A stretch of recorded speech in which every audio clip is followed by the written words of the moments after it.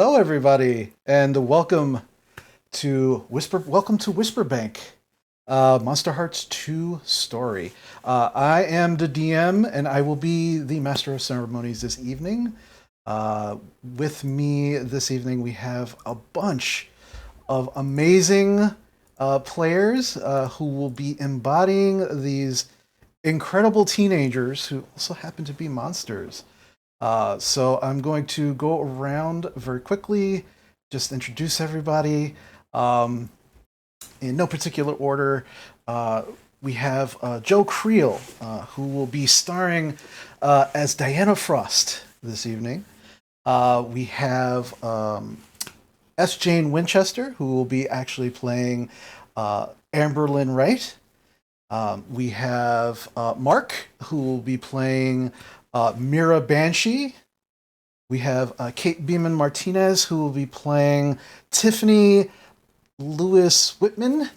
And we have also with us Rose Welsh, who will be playing Mars Kiaya. So thank you so much. I always want to thank my players for actually allowing me to run this game for you, because I think this is going to be a lot of fun. Um, so as we move forward, one of the first things I want to say is that during the course of the game this evening, we are going to be touching on a number of things such as sexuality, drug use. This is a horror genre, so there will be aspects of horror and gore and things of that nature. So if at any point in time you feel that you need to take a break or you need to walk away, and this is also for my players as well, please feel free to do so. All we're trying to do is we're trying to play a game and tell a great story together, and we just hope that you stay along for the ride. But this is kind of the theme of Monster Hearts 2. Hopefully you have seen the YouTube videos where we kind of give a primer about what the actual game is and how to play. But just a very quick run through. We will be using we are powered by the apocalypse, which is basically using just d6s for most of the rolls. The players, depending on the type of skill they want to use during the game, will roll these d6s, and we will see what happens based on the skills that they are using and the numbers that they roll. So outside of that, we just hope that you enjoy yourself and have a great time as we tell this very interesting story.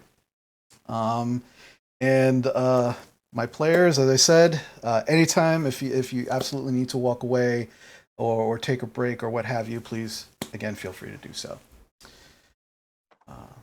So with that, let us begin our story.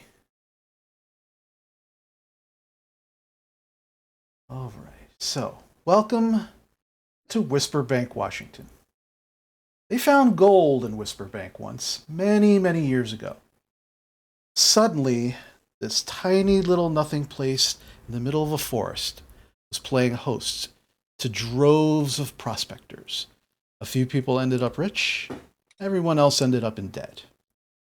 But now Whisperbank is bracing for another type of invasion. But it's not gold this time, it's technology. Windows has just hit the market.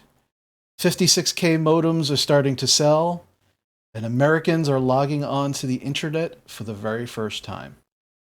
A few people have already struck it big.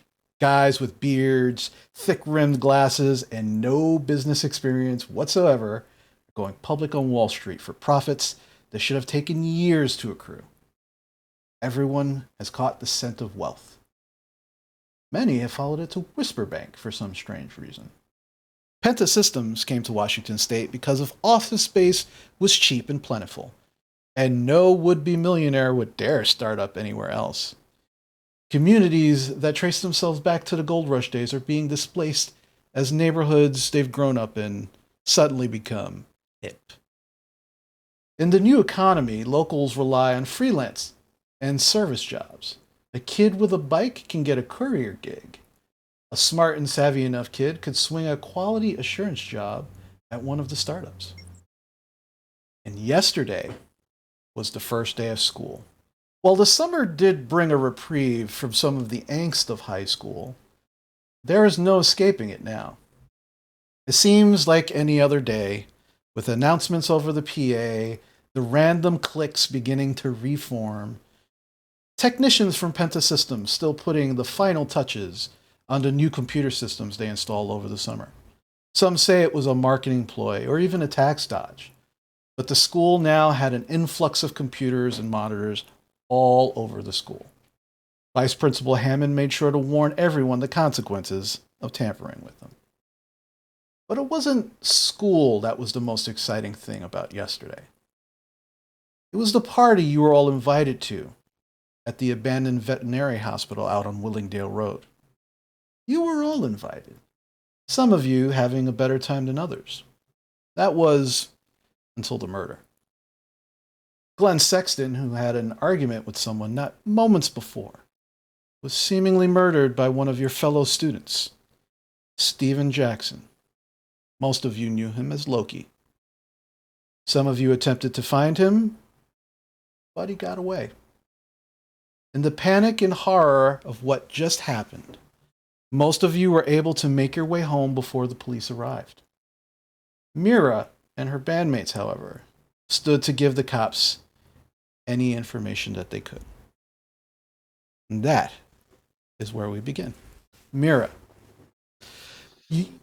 you and your bandmates, Beast, Brett, and Kira, you all stood as the rest of the group of individuals, Amber, Mars, Tiffany, Diana, and along with their friends Boner and the unfortunate first-time drinker.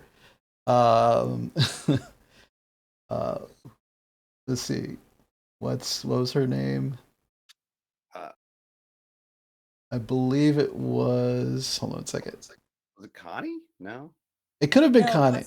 wasn't it one Oh, of? it was Cindy. It was Cindy. Cindy, yeah. Yeah. So you all were able to get yourselves home without much incident. Mira, you stood. Brett took the van and drove down to the nearest payphone where he called the cops. You all waited, and when the cops arrived, they expected to come and essentially break up yet another party at this abandoned veterinary hospital that has been the site of a number of pretty big parties over the course of either the summer or the school year. They were not expecting to find a body with a 12-inch Bowie knife plunged into its chest. It really didn't give you much time to actually say anything after seeing the body, where they arrested you and the rest of your band.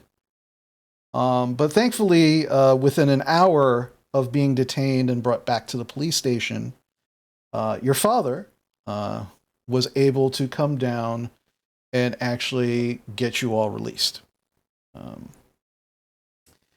During that time, though, you were as cooperative as you could be, explaining what others had said to you, that they had seen Loki actually be the one to kill, but you actually did not witness it firsthand.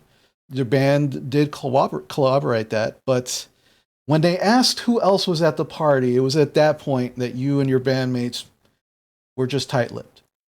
It wasn't really the concern of who was at the party. Everyone in that party knew that it was Loki who had killed Glenn, and that's all the cops needed to know.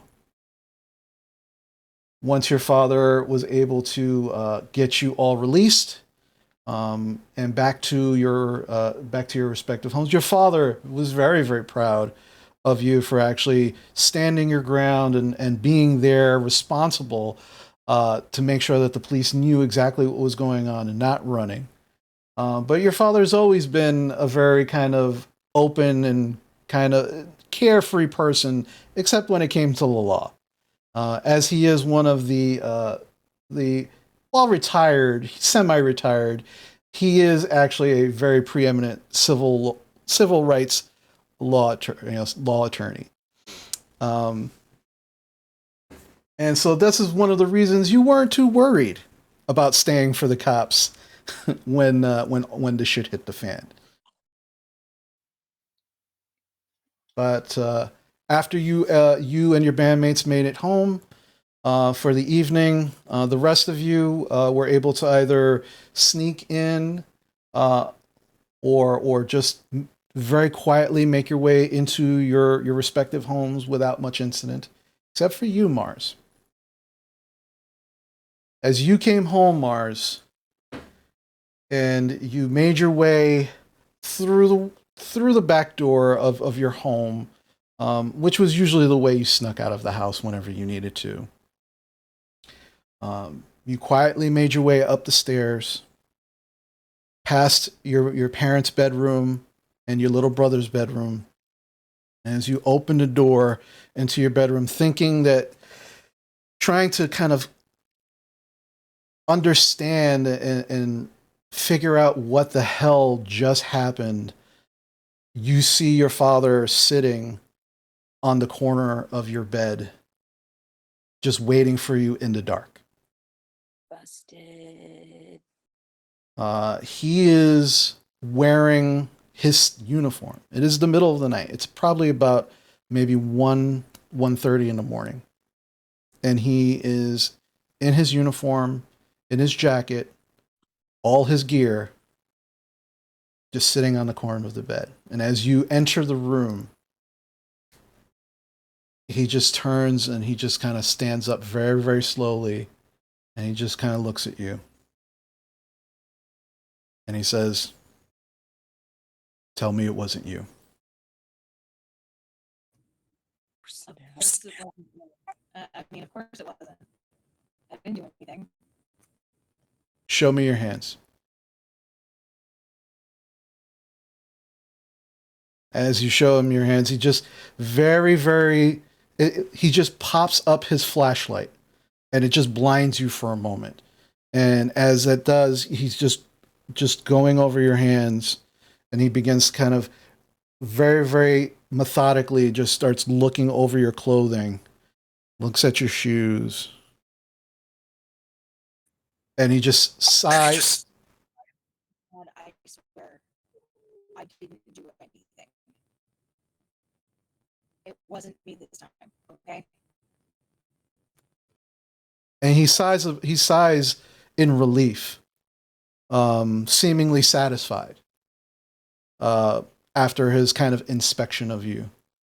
And he just kind of shakes his head. He goes, "But you were there, weren't you?"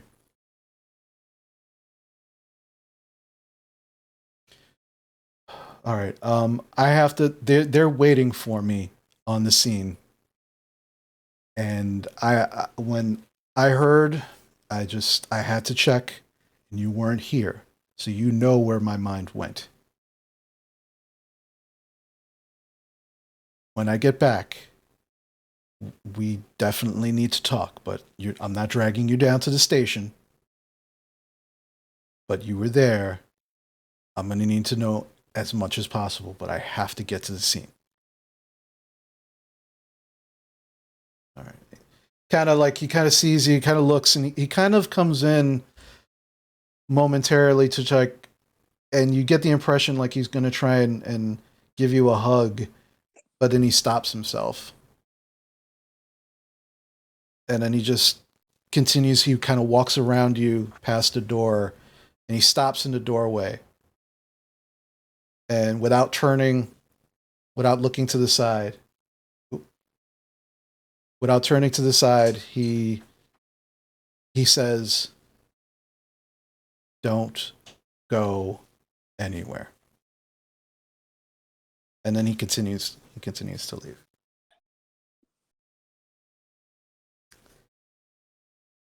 The next morning, you all awake. You begin your morning rituals. still trying to process the evening's craziness. And you slowly but surely begin to make your way to school. As you all begin to make your way to the school at various times, Amber and Mars, you always meet up, about halfway to school, and then make the rest of their way together. But the rest of you begin to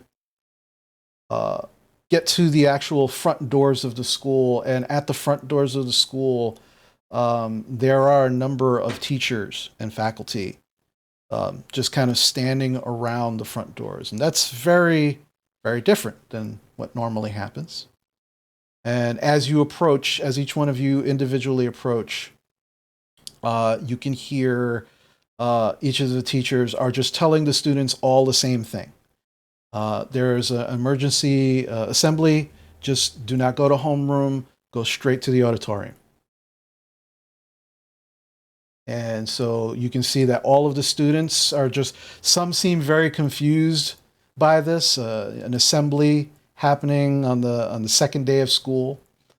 But occasionally you do catch sight of some of the students who were at the party.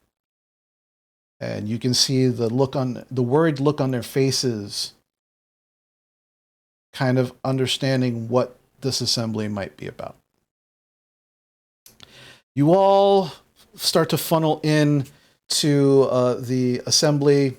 You begin to sit in the designated spots of your different homerooms. And your homerooms aren't large to begin with, but each classroom is assigned a section of seats at the assembly, and you all find your homeroom and begin to sit in those seats. Mira, you and the band are the last to fashionably arrive late. Even with all of the what's going on, it's not really a big deal. Diana, as you make your way into the assembly and you start to sit down, you do see a few of your friends from your D&D group, and they just kind of wave and make their way over to you. Cindy is wearing like a very thick pair of sunglasses.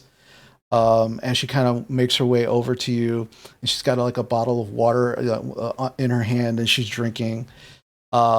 Nikki and Kevin come over to you, and they just kind of like gather around you. You all sit down, and Nikki's like, "You think this is about what happened last night?" That's what else would it be about? Did you get home? Did everything was okay last night? Yeah, we got Cindy home first. Cindy, how you feeling? And she's just kind of like holding her head a little bit, and she's like, I don't remember a lot of what happened last night. Please tell me A lot of wine coolers. I didn't do anything stupid, right? No, not really, but you really can't handle your wine coolers. Yeah. I mean, it was Boone's Farm. It wasn't even good. Like, But don't let me do that again, okay? I'll like pat her on the leg. And Kevin is just kind of like he's sitting next to all of you, but he's just like not making eye contact with any of you. Mhm. And he's has his head down. He goes, yeah. So it was crazy. It was crazy last night, right? I mean, like did that really happen? Yeah, it was. Jeez, I can't believe it. I mean, I knew Loki was kind of a psycho, but I didn't think he was that much of a psycho. Is it like bad that I don't feel bad that Glenn is dead? Like, I mean, So if I remember correctly, last time Diana cast something on Glenn, correct? mm-hmm. Yeah. She had mixed feelings about that. She looked like kind of like I mean, he was kind of an asshole to you. I mean, yeah, like since grade school. It's like I wanna feel bad, but he was a jerk. I Yeah, mean, he kind of was. I mean, I used to see how he picked on you. I mean, it wasn't right. Someone had to do something. yeah, no. It's just, but you know that picture Maybe not that, but that picture that we drew yesterday, we should like get rid of it, like so nobody thinks that we had anything to do with it. oh yeah. Does it look all so like weird and like more violent than we probably drew it? Because I remember it mutated last time after I cast the spell. Yeah, so you take the picture out and the original picture was, you know, you were building a Dungeons and Dragons map for your group. And everybody was helping a little bit, you know, having their input. But you and Kevin specifically began drawing the sacrificial altar. And upon that altar, the body, strangely, as you kept drawing it, became more and more detailed to look like Glenn, um, including the large sword, short sword, sticking out of his chest. And as you pull the picture out and take a look at it now, um, it's still the same picture, but you don't remember drawing so much blood. There seems to be just more blood than you remember drawing. Fuck. She's gonna take it and start like crumbling it up Yeah. like as much as she can. Like Yeah, you just shove it in your book bag and just like, yeah. gonna throw it out first chance I get. Yeah. But yeah, the whole time Kevin's talking to you, he's just kind of like looking down and you know, just not making eye contact at all with anybody. Tiffany, at this point in time, you kind of make your way into the auditorium. You can see the gaming group just kind of sitting there, chatting amongst themselves. And as you come in, you know, they all just kind of look at you and just kind of like, you know, just kind of wave at you a little, um, very meekly. Oh, we lost. Oh no, we lost Tiffany. Oh no. Oh no. Oh, there she's back. There she Tiffany is here. The internet is being terrible. is. No, it happens. No worries. So, but at this point in time, yeah, you make your way. You make your way to the group, and they're just kind of you know, kind of waving at you. Um, you know, and Nikki's like, hi, Tiffany. Hi. Are you okay? You okay? Okay. No? Would you be? Are you okay? No, I mean, I know it's a stupid question. I don't know. I don't know how to feel about this. This is all crazy. I just need to know who I'm speaking to because I Oh, missed that I'm part. sorry. This is Nikki. This is Nikki, one of the gaming group with Diana. Okay, cool. Thank you. Sorry. Yeah. No, it's freaking terrible. It was right there when he died. When you say that, she won't say anything, but like she's gonna be all of a sudden very interested in whatever's in front of her. I guess at this point, since I ripped it out from a book of graph note paper, a blank piece of paper. Just kind of quick, like Yeah. not making eye I was contact. sitting with him when he died. So Nikki's like, yeah, It was terrible. I just hope, like, I hope we don't get in trouble. Like, I just can't Why would you get in afford. trouble? Why would you get in trouble for that? No, I mean, because we were there. We shouldn't have been there. We were there. He We would have were died there anyway. and All we right, look, didn't he stay. would have died anyways. Loki would have probably stabbed him later. Because we're in the wrong place at the wrong time. It's just a coincidence What's a coincidence?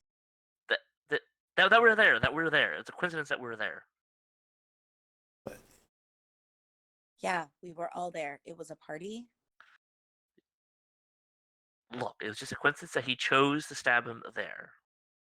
That's all I'm saying. I'm not. I don't mean anything Why else. is that? What is that a coincidence for? I don't know. I don't know how he works. I don't know how the psychopath's brain But works. why is that a coincidence? It's a coincidence that he decided to do it there where we all were. But that's not like crazy, right? Like he kills somebody in front of a group of people. I mean, yeah, like he's psycho, that's but that's crazy. crazy. Well, yeah, that's why he's psycho. Yeah, yeah. And Nikki's like you can see like Nikki is trying to process, but she's just blurting out. Like she's just she's just not thinking about what she's saying. Yeah, I think Diana definitely feels a little. She's not sure 100% whether or not this was attached to what she did, but like I think in her mind, um, it's probably it was probably was her. Right. Or that's something that she's making. Gotcha. Um, also, real quick, one thing about it: did I get a string for that or not last time? I don't have one marked. You hold on a second. Let me just double check real quick. Now seems a good time to ask that. Oh no, it's I perfect also time. have a question because I think I forgot to do a thing last time Mm-hmm. that I need to ask about. But focus on Diana first. Sure. All right. So Because I know I have the strings attached, so whenever I ask the direct buy something I really, really want, right. there's a price, but it didn't say if I get a string or not. Hold on. Say I'm double checking right now. So that is.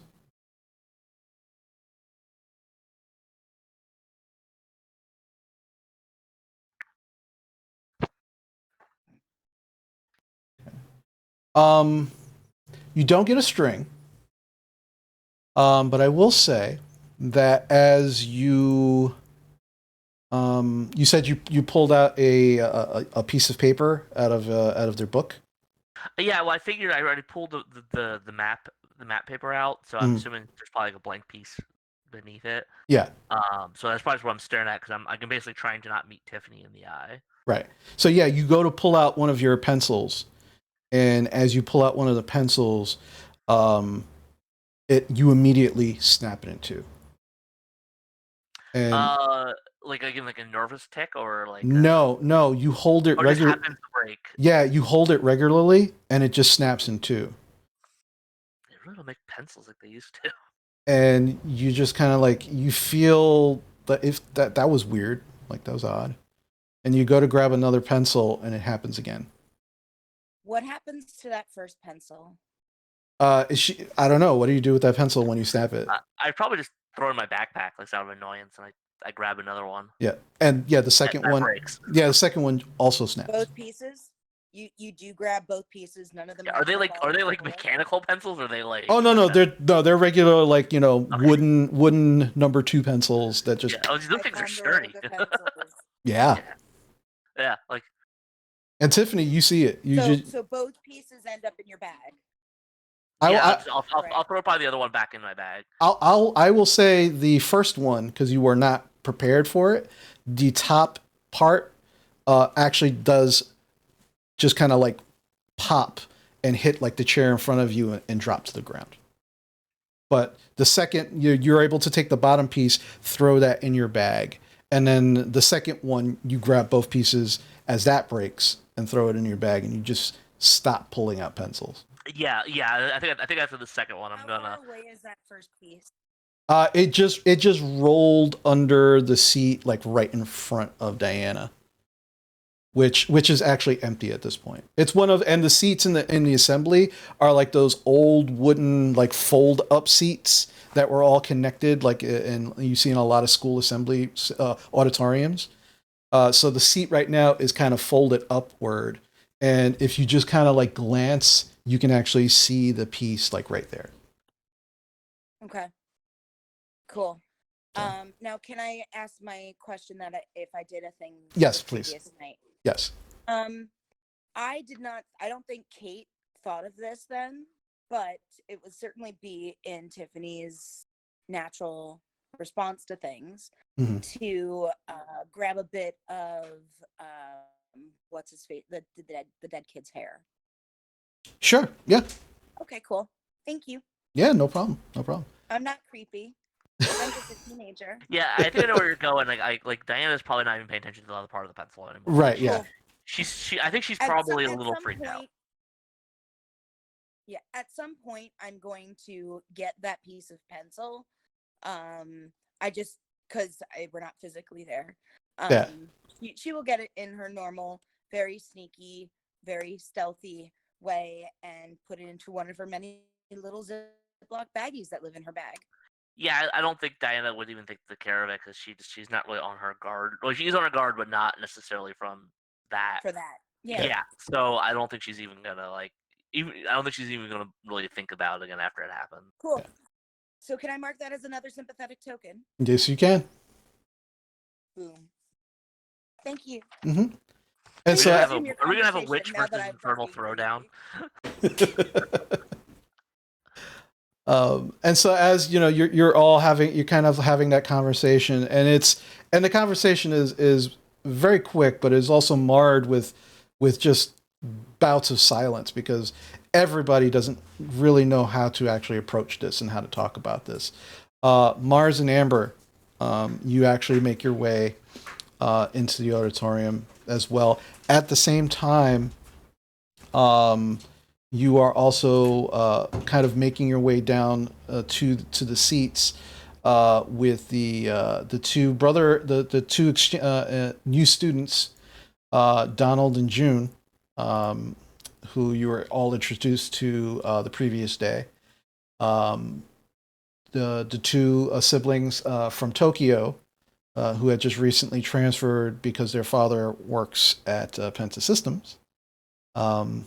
They are kind of walking down with you, and June, she looks like she's been crying. And her brother is just kind of like, he looks like he's kind of consoling her a little bit. And you're all kind of making your way down, and Amber and Rose, you kind of hear Donald kind of talking to his sister a little bit. And he definitely seems like he's talking to her very, very calmly. And you can hear him kind of say, "No, it's going to be okay. Don't worry about it. You know, after today, we'll figure out what to do. It's okay." But that's kind of what you hear as you're starting to make your way down to the rest of the homeroom. They take their seats. They take seats in the front. And then you two kind of make your way into the little area as well, and you can see Tiffany and Diana, Kevin, Cindy, and Nicole just kind of like sitting there, not like actively conversing, but just more like every now and then talking to each other. Cindy is just like, she's just kind of like nursing her bottle of water, and she's really not paying attention to mostly everybody. She's just kind of rubbing her forehead. While she's drinking. But that's what you two see as you come down.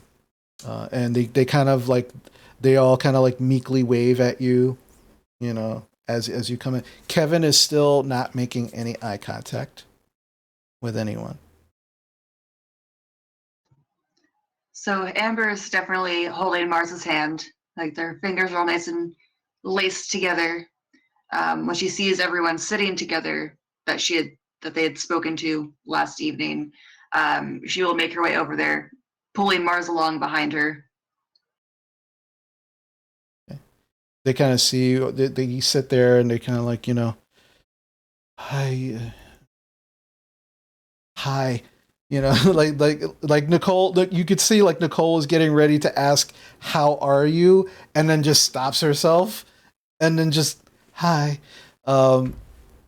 Clearly just doesn't know how to process. Kevin is just like, hey. Amber will wave like, "Hi, everyone," and then take a seat next to, I take Tiffany is sitting down already. Yeah, then we're going to sit next to Tiffany in front of Diana and everyone. Yeah, Diana will probably grunt a hello, like, she's obviously in her own little world right now. Mars will be the ever-imposing, anybody touch my precious little angel and I will break them in half kind of Yeah. Just like that kind of glare and the grunt and the head nod to everybody before sitting down next to your precious Amber. Yeah. Oh yeah. No. And Did anybody sleep last night? not really. I'm really tired this morning. And you can tell that something's like definitely up, of course, because Amber isn't her usual perky, really energetic, annoying self. How close is Amberlyn to Tiffany?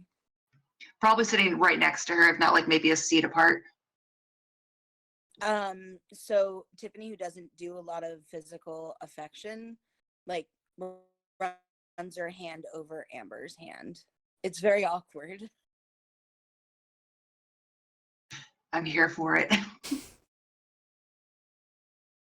Amber will nod and give a smile to Tiffany and like grab her hand a little bit and squeeze a tiny bit before letting go. Massive side eye. Yeah. Mars is just giving you the eye as you do this.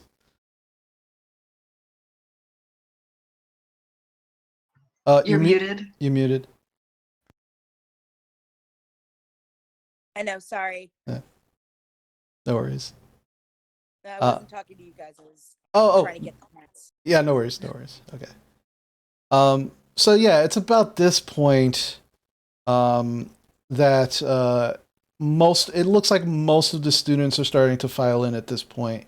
And you watch as Connie Green, the young lady who invited all of you to the party, shock pink hair. Today she's wearing. It looks like she's wearing the same clothes that she wore yesterday. She's got her denim vest on with her patches and her bangle bracelets on, her torn jeans, and she's wearing her Converse. And as she comes down, she immediately sits down next to Kevin, and she grabs his hand, and she's like, "Hey, everybody! Hey, hey, hey! Hey, how you doing? Rough night, right? Rough night." Yeah. Yeah, that's putting it mildly, Connie. Yeah. Yeah. Just I'm so sorry that it had to be that party. I mean, It's not your fault. yeah, I invited all of you. I feel responsible. I'm just so sorry. Thanks, but I don't think anyone's gonna blame you. Yeah, you can't control what other people do, Connie. It was fun. Yeah. It was fun before everything, hit the fan, but it was a nice party like before that. He shouldn't have even been there. Okay? I made sure that both him and Vanessa did not get invites because they're so freaky deaky, all right? So I don't even know what the fuck he was doing there. That was just crazy. How did he get in then? I mean, you could walk in. I mean, it wasn't like we were checking IDs at the door or anything. I mean, come on. Yeah, like last night though, I think it was just him. I didn't see Vanessa anywhere. Well, yeah, come to think of it, neither did I.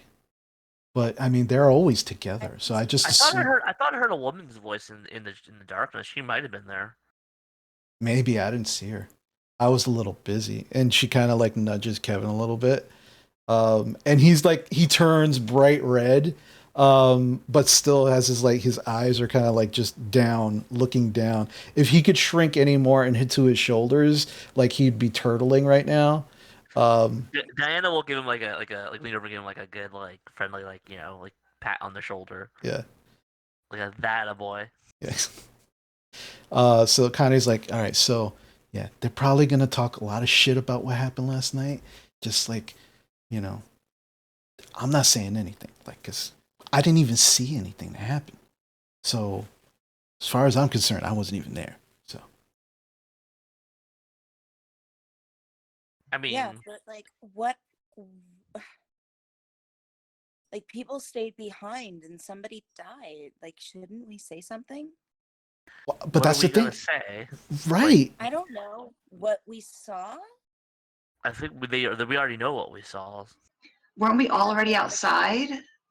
when Loki did this? Like I Yeah, personally actually, didn't see him stab anyone. Actually, yeah, we didn't see him stab anyone. And Connie's Yeah. like, I saw something different. And she kind of squeezes Kevin's leg a little bit. And she says, so I definitely didn't see anything. So I'm not putting myself in any kind of risk. Okay, I'm trying to remember the name of the dead kid's name. Glenn. Glenn. Yeah, but don't we owe it to Glenn to say something? We don't owe him crap. He was an asshole. What were we Yeah, going? What were we he was an going to asshole, say? but We he's still a walked in. person. Yeah, but we walked in and we already saw him dead. He was already stabbed. We didn't see the stabbing. No, he wasn't dead yet. When I saw him, he was dead already. Yeah, when I was with him while he died, he wasn't dead. He was dying. He Okay. was a person. Yes, he was a person, but he was a dick. And whether he was or wasn't, we didn't see anything. He What wasn't were we a going to say? He had a dick. knife in him? Okay, so yeah, he was a dick, but you know what? He didn't deserve to get stabbed and murdered. No, he fucking didn't. But what are you going to tell the police that you saw that was different than what everybody else saw? Did you see it happen? No. Then what are you going to tell them? Also, guys, we should probably keep our voices down. I'm gonna like. It's like everybody like staring at us. Like everybody's quiet and they're just watching all of you. Heartless bitch right now, okay? Like, I mean, Diana's kind of on the defensive right now because obviously, she probably feels a little guilty. Can I roll? I don't know if that would be cold or what. Can I like roll something to That'd kind be of like cold. try to keep myself under control? Yeah, this is to keep your cool. So you definitely want to roll 2d6 and add your cool. I need a 7 between a 7 and a. You need to actually to get a 10 or up is a success. A 7 to 9 is a success, but there is a consequence. So I got a 7, but I believe I have a -1, so I got 6. So yeah, Ooh. Diana's probably coming apart just a little bit. Okay, so a 6 is a failure. Yeah. So she's probably like. Well, I mean, the kind of word is role playing out. Like she's kind of like lashing out at. I guess Tiffany, because Tiffany's the one who's pressing the point. Yeah. So make sure you mark off experience since there was a failure. And yeah, as you're just kind of like doing this, Tiffany, you're watching Diana. Like Diana's shaking, and she's like it looks like she's like holding her backpack, and as she's holding her backpack, you can see that she is slightly tearing it apart, like it's literally coming unfrayed. And Diana, you don't realize you're doing this until you start to hear the audible rip. And as you look down, your backpack is it's like at the top of it is actually torn, like ripped. Crappy Janice backpacks, they fall apart all the time. Things never fall apart. Yeah, they never fall apart. I've never had one of those things fall apart on me ever. Still have all mine. But Listen, clear, yeah, it's yeah, I'm sorry. I was just gonna say it's very clear to you that she's going through something right now.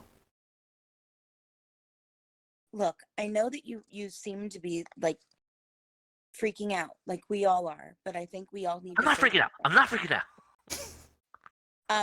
Hello. Look at your bag, dumbass. It's a crappy backpack pack. It's a Jansport. Everyone knows how they're like paper. Girl. I'm going to try to deflect the situation. Look around, like, has anyone seen Mira? It's at this point that you actually do see Mira, and she's strolling her way down towards the rest of you with Beast, Brent, and Kira in tow. And they all seem pretty relaxed. They seem like not having a care in the world as they kind of make their way over to where all of you are at and kind of take their seats in the auditorium. And they just kind of sit down and they're just kind of like looking around, and they seem to just start talking to each other like they normally do. Are they sitting in front of us? Or are they like super far ahead or behind us? Where do you think you would be sitting, Mira, with the band? I was gonna say like if it was a choice, it'd be like closer to the back, but I mean, we could like be sitting right behind you guys in the homeroom, like Well, you know. you're in the auditorium. Yeah, you're in the auditorium, so you could absolutely sit like in seats behind them. Yeah, like we're doing our thing. Like, sure, we're with the homeroom, but like we're not gonna be like obvious about it. So With the homeroom. Yeah, and it's very clear. Like, there are actually students sitting in those seats, and Beast just kind of walks up to them, and then just kind of stares at them, and then they just go, "Yep," and they get up. They move, and Mira and the rest of the band just kind of sits down. Beast kind of like he puts his feet up on the back of one of the chairs, not like actively where anyone else is sitting. It's on an empty chair, but he's kind of like off to the side, but still behind all of you. nice. Yeah, we stroll in. We're looking kind of like our normal selves, except I got my aviators on. Like I'm clearly not wanting to like trying to play it off cool. And as we all sit down, you hear the distinct I feel like and you also walked in slow motion. Because of course she did. Just yeah, wind blowing through the hair. it's the Zoolander, like just like everyone turns and Come looks. back to Like, us. Why are they walking so slowly? Yeah. I think the school's to fix their air conditioner. So dramatic. But man, does her hair fly. Oh yeah. "Shh, maybe she's born with it. Maybe it's magic Wing powers. or murder. Yeah, murder powers. But yeah, so as Mira and the band sit down, um, you know, uh, Kira's actually nervously, like she's got her drumsticks. She's always got her drumsticks with her, but she's kind of like nervously, like kind of like tapping her leg with her drumsticks and kind of looking around. Um, Beast is just like with his blue messy hair over his face, and again he's wearing a plaid shirt with the sleeves completely ripped off. The Letterman jacket is more of a vest, which also has the sleeves ripped off. He does not play a sport, but somehow has a Letterman's jacket. Um, the rumor for this is that he just stared down one of the football players one day and he just gave him the jacket. That is the rumor about that vest. Um, and he's just kind of sitting there and he's like kind of looking around. He sees all of you kind of staring at the band and he's like, "Hey." Hey, Beast. Hey. I see Beast and I turn and I'm like, "What's up, nerds?" I think Diana's gonna unconsciously like put a hand on like Cindy's knee, like just because she's like I said, hanging on a thread, Yeah. literally. Cindy's just like drinking her water. She's like, "Nope, nope, nope, nope, nope." So I'm gonna let go of Mars's hand and like turn around in my seat, like with my calves and my knees like up on the seat, like facing backward entirely, and be like, Brett, what happened last night? As you ask Brett just he kind of looks at Mira for like approval, like if he should say something. I, we did what we had to do. We didn't kill the guy. Yeah, What? Well, I know What that. happened with the cops? Oh yeah, no, it was all good. It was all good. We I went and I took the van, called the cops. We waited.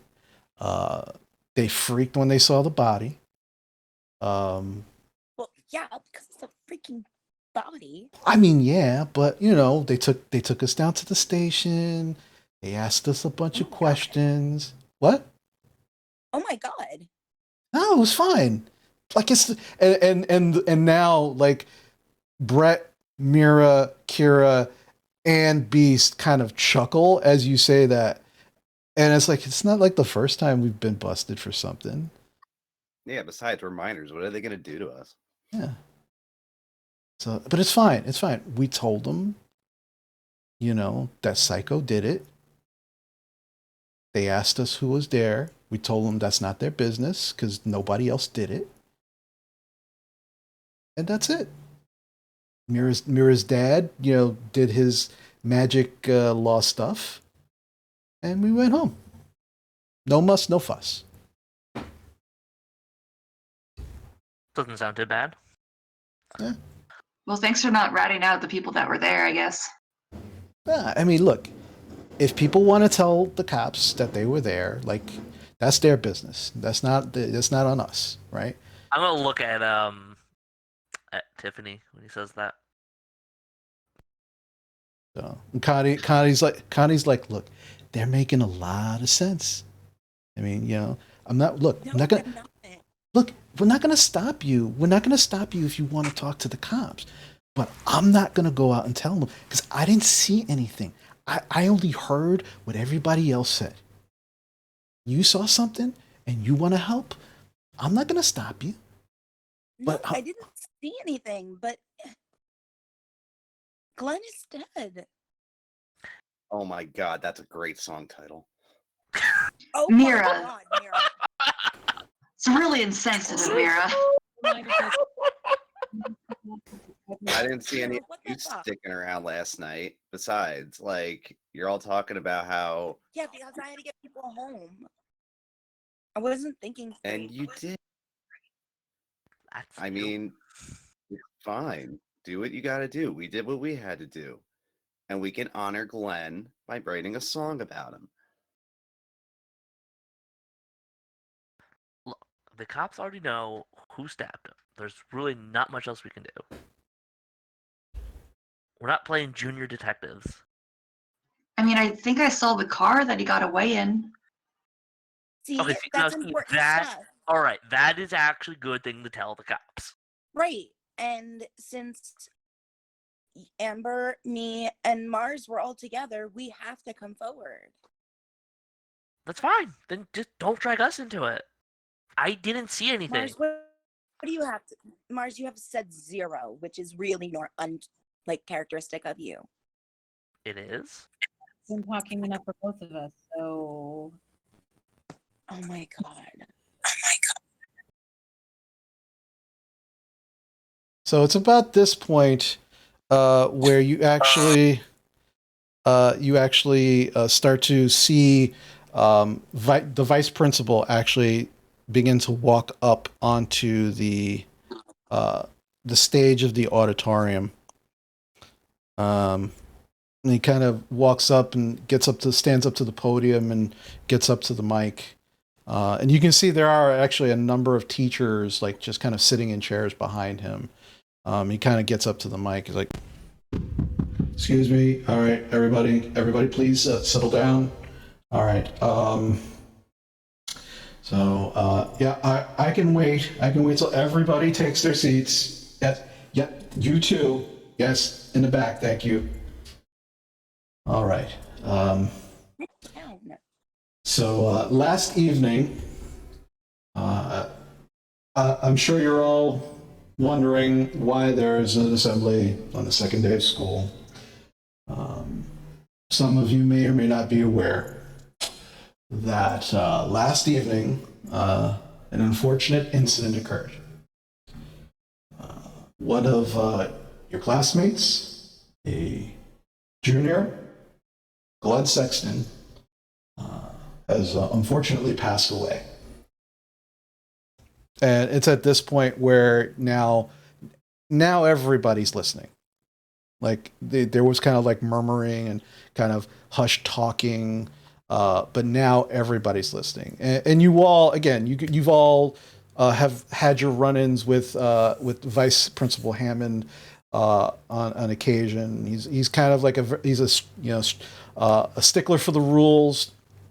Kind of balding, a little bit of hair, kind of like framing around the sides.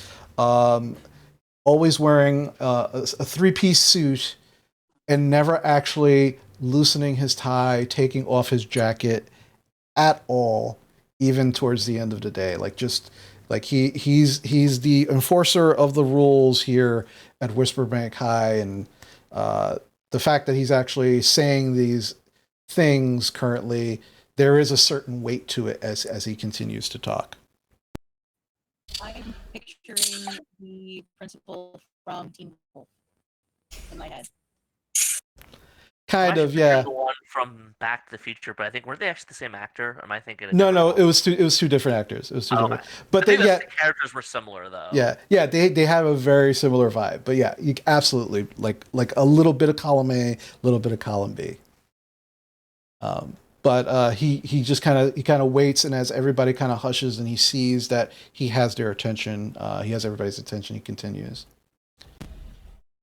The circumstances around this are questionable, to say the least.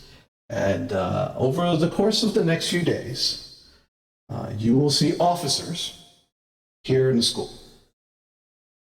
They will be asking for the cooperation of both faculty and students as they conduct their investigation. And we have assured them that we will be cooperating. And I mean that. Any officers call you in for questioning, please be as forthright as possible. Just because they ask you to come in and answer some questions does not mean you are in trouble. Do not believe that you are automatically in trouble because of that. Now, with that said, if anyone would like to speak with the school counselor or nurse, they will be made available every day during school hours so we all get through this. Your parents are also being informed as we speak. And you can hear there's like that, you can hear a pin drop now. And as he kind of like waits for a moment and kind of lets it all kind of sink in, you can now hear a couple of the students start to sob. And once that actually happens, you can hear some people now the murmuring and hushed talking starts to happen again. And as it does, he kind of like, you watch as he just kind of holds his hand and kind of asks for silence again. Now, we're all going to get through this. Yesterday was the first day of school. So I do have to remind everybody that Pentasystems was very generous enough to donate a slew of state-of-the-art computers to the computer science department, as well as some schedule monitors for each classroom. The technicians you're still going to see around the school are putting the final touches on all of these systems. Stay out of their way so they can finish as quickly as possible. Because of what's happened, tryouts for both our football and baseball team are going to be postponed until next week. The tryouts for the mid-semester talent show will also be next week. Ms. Ferguson will be holding those tryouts in the auditorium after school hours, Wednesday and Friday. Please make sure to check the community bulletin board for any information. But just remember, we are a family here at Whisperbank, and the only way we're going to get through all of this is together. And if you all need me, most of you know where my office is, so please feel free to come see and talk with me, or as I said, the school counselor or nurse. With that, you are all dismissed. Please head back to your homerooms. Your homeroom teacher will actually give you further announcements if necessary. And the very last thing is there will be early dismissal today. You will all be dismissed at lunchtime. So you can speak with your parents about this, and if necessary, help the police officers who are trying to get to the heart of this matter. Thank you. And he kind of, as he finishes, the teachers from the stage begin to come down, and they start to kind of dismiss everybody. And it takes a while. I mean, the impact of the announcement that just happened seems very surreal, and you can see that there are students who are trying to deal with it. Those who were at the party and those who weren't. They're just kind of like, there seems to be a lot of talking and going around. And the first ones to actually leave from your group are Donald and June. And they just very quickly kind of get up from their seats in the front and just make their way back to the homeroom. You all begin to make your way back to your homeroom, and as you do, take your seats. And for the lot of you, it's a little disconcerting because not only was Glenn in your homeroom, so was Loki. And so their 2 empty seats are very glaring reminders of what happened last night.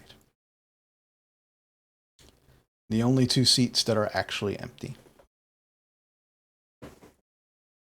And so you actually make your way back to the homeroom, and Mira, you actually, you and the band, as always, you don't tend to actually get anywhere on time. And as you see the actual halls filling up, and students are kind of lazily actually trying to get back to their homeroom. They're all kind of talking about what's going on. Like, do you know what happened? It's like, no, I don't know what happened. And it doesn't seem to be a lot of rumors or anything happening just yet. And you can actually see Brett talking with somebody.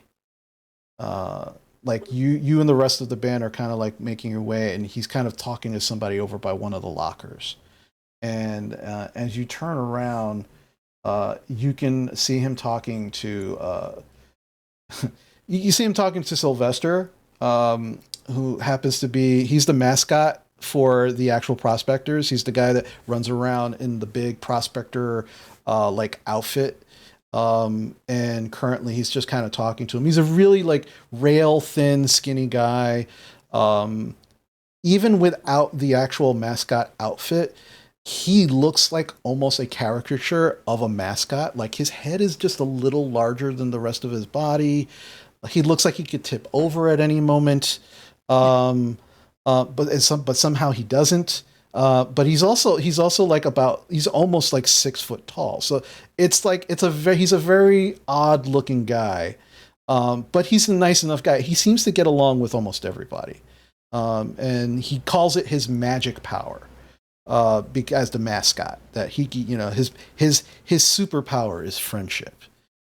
So you see so you see Brett kind of talking with him a little bit. And then as Brett kind of notices you talking to him, they kind of finish up the discussion, and Brett kind of runs over. He goes, "Oh man, I just got some juicy details." From Sylvester? Yeah, man. You know everybody talks to Sylvester, man. Shit. Yeah. What is, All right, I mean, well, what could he know more than we know? oh well, this is some. I don't know what's gonna come of this, but he said that Glenn's brother Ben is going after fucking Loki. Like he's trying to find him. Like he's not here today, and he said that Ben called him up last night because the cops went over to his house, and they told him what happened and that they're looking into this guy Loki, like he's a questionable suspect, and Ben apparently just fucking disappeared last night. He's gone. He's gonna hunt him fucking down, man. He's gonna kill that dude. Ooh, shit. Yeah. All right. That's gonna be interesting. That's fucking crazy, man. Yeah, like I wonder what he's gonna do when he finds him. If he finds him. I don't know. You all do know. Ben Sexton is a fullback for the Prospectors. He is a senior. He is huge. He's one of the he's one of those students that he looks like he's probably been held back maybe 2 or 3 years, and he looks like an adult in a high school football team, but he's not. Like he's legitimately like he's gonna be 18 years old this year, but he's just like he's always in the gym. He really cares about football. He's not the greatest student in the world, but you know, like he's like one of the stars of the football team. And so Mira, when you hear that Ben says that he's literally gonna rip this guy apart, like you feel like he was being literal, like that's what he wants to do to Loki. I mean, yeah, like, yeah, because I mean, the dude's brother got killed. Like, yeah. Yeah. So, I mean, I don't know if the cops are gonna be too thrilled about. I mean, what do we care? It's like, I mean, it sucks that Glenn's dead because you know, like that sucks. Yeah. I mean, yeah. It sucks like if a person dies. Yeah, you know. Yeah, I mean, the only thing that I'm kind of like about is the fact that we didn't see like Loki actually kill the kid. So like, it's possible that maybe Loki didn't do it, but at the same time, it's like, who else? There were other people saying it. I don't know. I'm just worried that like if Ben finds Loki and like tears him a new one, maybe it's in the wrong place. But Well, you yeah, know, hey, look, I just thought that was fucking crazy. Like, you know, Sylvester told me, and he was like, you know, that Ben called him up last night because he thought Sylvester might know where Loki like hangs out or whatever, and Sylvester's like, no, I just know where Vanessa lives, and you know, everybody knows where Vanessa lives, so that's it's not a big secret. Um, and everybody does know where Vanessa lives because she actually lives in the only mansion that actually exists in Whisperbank that was built when she transferred over about 2 years ago. Her family comes from money, and everybody knows it, and they know where she lives. So jeez. All right. Well, I mean, I mean, maybe we could follow up on that. yeah, I don't know. Like I just think it would be interesting to figure out what's gonna happen, right? Because like Well, hell yeah.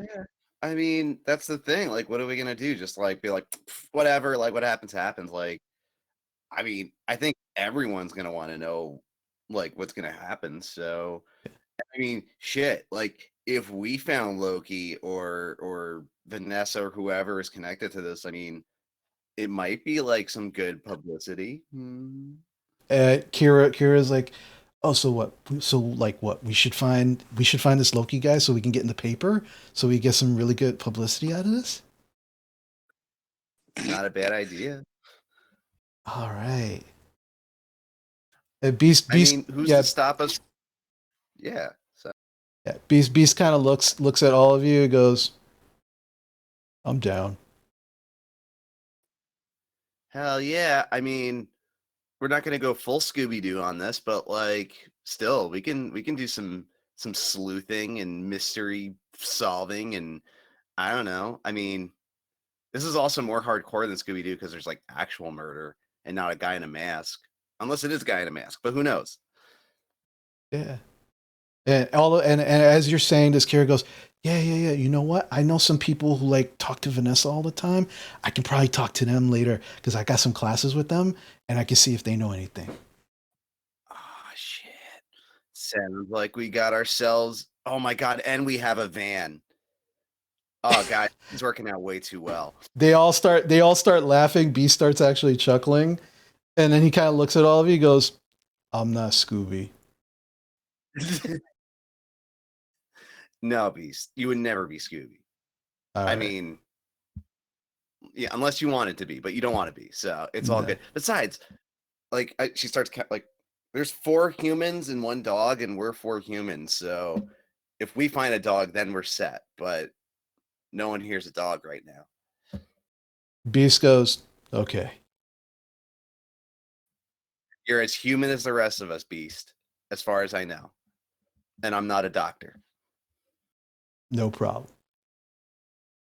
So Kira's like, yeah, no, I'll see if I can find anything out. And then when we get together, I mean, they said they're just doing lunchtime dismissal, right? Why don't we just go to the Jive and we can kind of plan out there? Hell yeah, we could see. I mean, it's only been a day, but maybe you know, was it Rufus? Was it Rufus who was the guy? Yeah, Rufus, yeah. Maybe Rufus got all them new fancy things like installed. But yeah, so we'll meet up at the base of operations, aka the Jive, and figure out what we're gonna do. And I don't know. I mean, there's a lot of kids in this town. There's gonna be you know how many people are gonna be talking? Who know how many people are talking right now? There's gonna be so much happening. So yeah, this is gonna be super juicy, and we're gonna blow the lid off of this one. And wow, the band that solved the murder. I could see it now. Oh man, we're gonna be so famous. Like she just goes on a daydream about like being like on the red carpet in Hollywood, like whatever the equivalent 1990s version of metal Grammys are, and it's just like, you know, oh my God, Mira, how did you and the band solve that mystery of that guy that got murdered in your hometown? And I'm just like, yeah, it was so easy. Like he was just being a dummy walking around the forest, and we caught him red-handed. Oh wow! And you're so famous and talented and super cool. And we're like, yeah, thanks. It would be the MTV Music Awards. Kids. Oh my God. Yeah, like not even early MTV, but just 1990s MTV. Yeah. So all right, so that's what's happening in the hallway. You do eventually make your way into the homeroom. The rest of you, Amber and Mars, Tiffany and Diana, you all make your way back to the homeroom. Diana, you're with your with your group as well.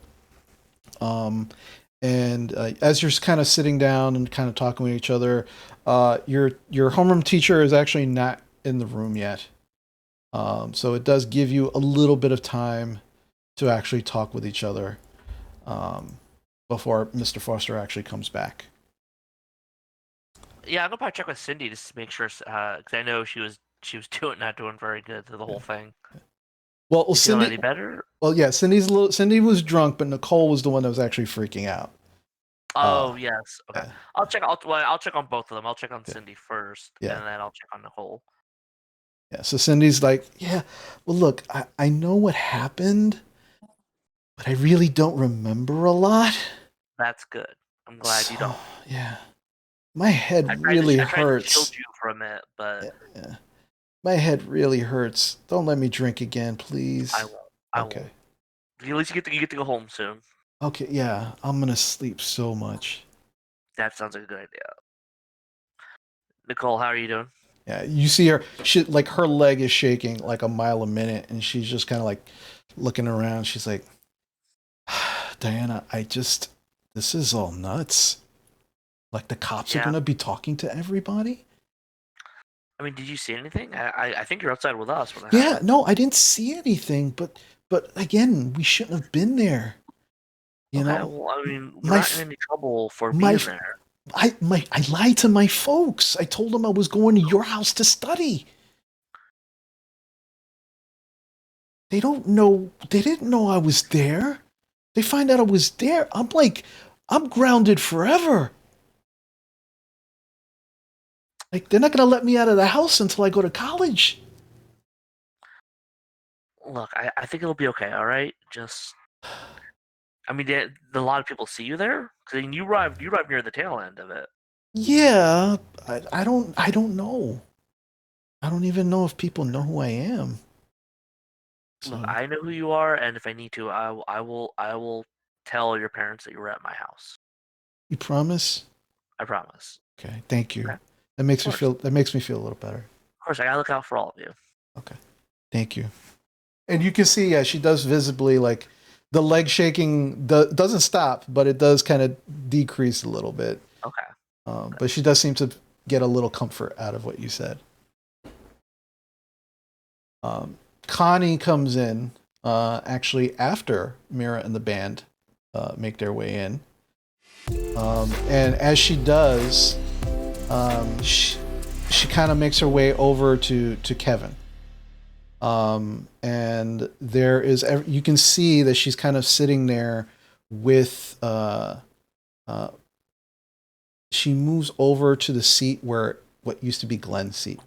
And it looks like she's getting ready to sit in it, realizes what she's about to do, and then just she kind of plops herself into Kevin's lap. Yeah, if she looks like she's even remotely looking like she's gonna sit in Glenn's seat, Tiffany gives her like the dirtiest look. Mm-hmm. Oh yeah, and she sees it, and she goes, "No, I'm sorry, I'm not thinking." And then she plops herself into Kevin's lap, and as she does, she kind of looks. Kevin, again, as soon as she does it, he turns bright red, and he's just like not looking anybody in the eye. And she's like, "Look, hey," and she's kind of addressing you, Tiffany, and Kevin, Diana, Nikki, and Cindy. She's like, "Hey, listen, everybody, look. I know I sounded like a little shit when I said I didn't care about what happened at the party because I didn't see anything. Look, I'm already on probation. They can't put me in any more detention than, like, I don't think that kind of exists anymore. And the last thing I want to be is in jail. So you got to understand where I'm coming from. I'm really scared. Okay? You didn't do anything wrong. I think you're fine. I'm the one who set the party up. He would have done it regardless of whether we're at the party or not. Oh, He no, would have no. done it. I'm not blaming myself for Glenn being dead. Like, no. Like, I don't know why Loki did it, but, you know, everybody knows that, you know, he's a little out there to begin with, you know, but I have no idea why he did it. But I'm not blaming myself at all. Okay? So that's not even the concern. The concern here is that I get blamed for the party and put in endangering everybody. Like, that's what I'm afraid of. So I just wanted to make sure you all knew where I was coming from. It wasn't that I don't care that Glenn's dead. Like, that's really crazy shit. I feel really sad for his brother.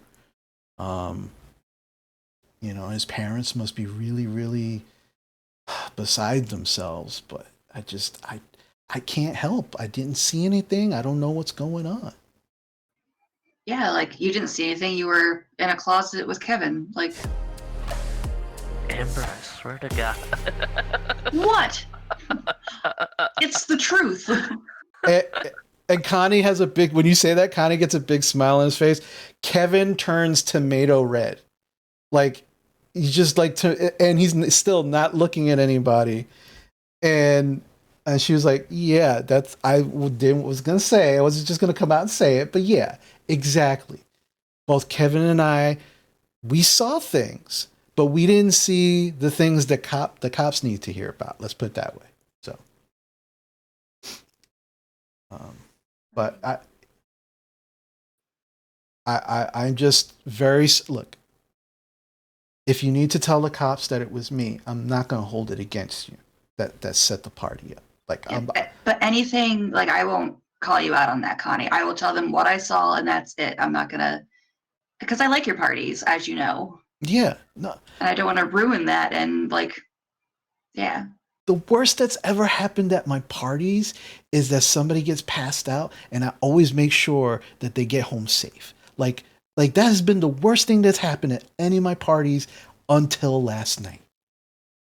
Okay? And like I said, I didn't invite that psycho or his psycho girlfriend. Who, by the way, she's fucking here today. Like, Oh, Vanessa's here? She's What? fucking here today, which is crazy. What do you mean That's- she's crazy?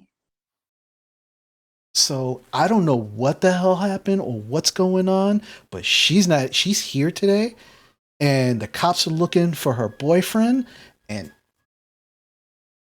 I don't know what the hell's going on.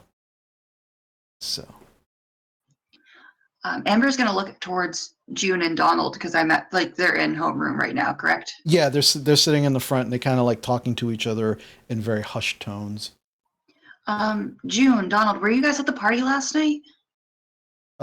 As you kind of turn, June kind of turns around and you can see like her eyes are kind of puffy and red.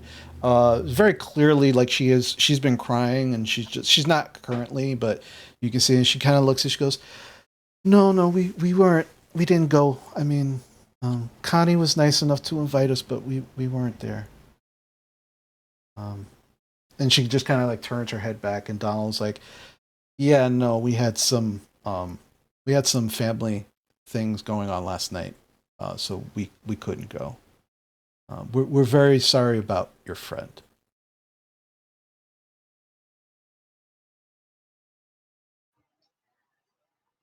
Welcome to Whisperbank, guys, I guess. Sorry about all of this, and things like this usually don't happen here. Yeah, people don't usually die on the first day of school. Donald just kind of like nods, and he's like, well, as I said, I mean, we're very sorry about your friend there. He seemed like an interesting person. And I hope everything's okay at home, guys. Like, I see June's face is a little bit puffy. If you need anything, let me know, dear. June just she doesn't even turn her head, but she kind of nods, and she's like, thank you very much. And Donald's like, thank you. Amber? Yes. Thank you, Amber. And they just kind of like continue to kind of talk to each other, kind of and again, they definitely seem. It seems like not that they're trying to be secretive about what they're talking about.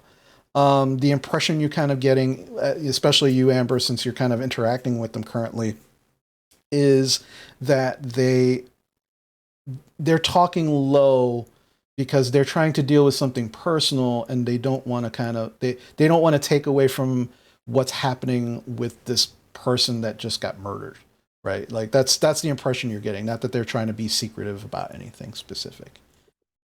And it's about this point, Connie's like, listen, I'm gonna go sit. I'm gonna go back to my seat, and she kind of gives Kevin a kiss on the cheek, and she's like, I'll talk to you later, but I will talk to the rest of all of you later. And again, I'm really sorry.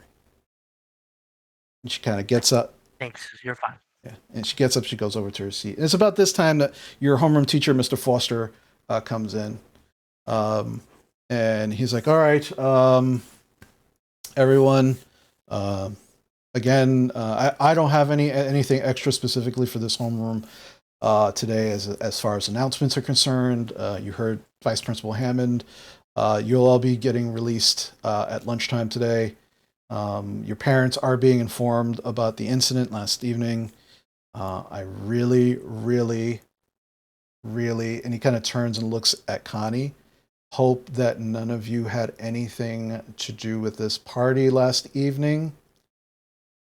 But if you did, please, as the police continue their investigation, if they decide to question you for whatever reason, please be forthcoming with them. It's a shame what happened to Mr. Sexton, and I believe his family would absolutely like to have some closure about what happened. So please be cooperative. That's really all I have for all of you today.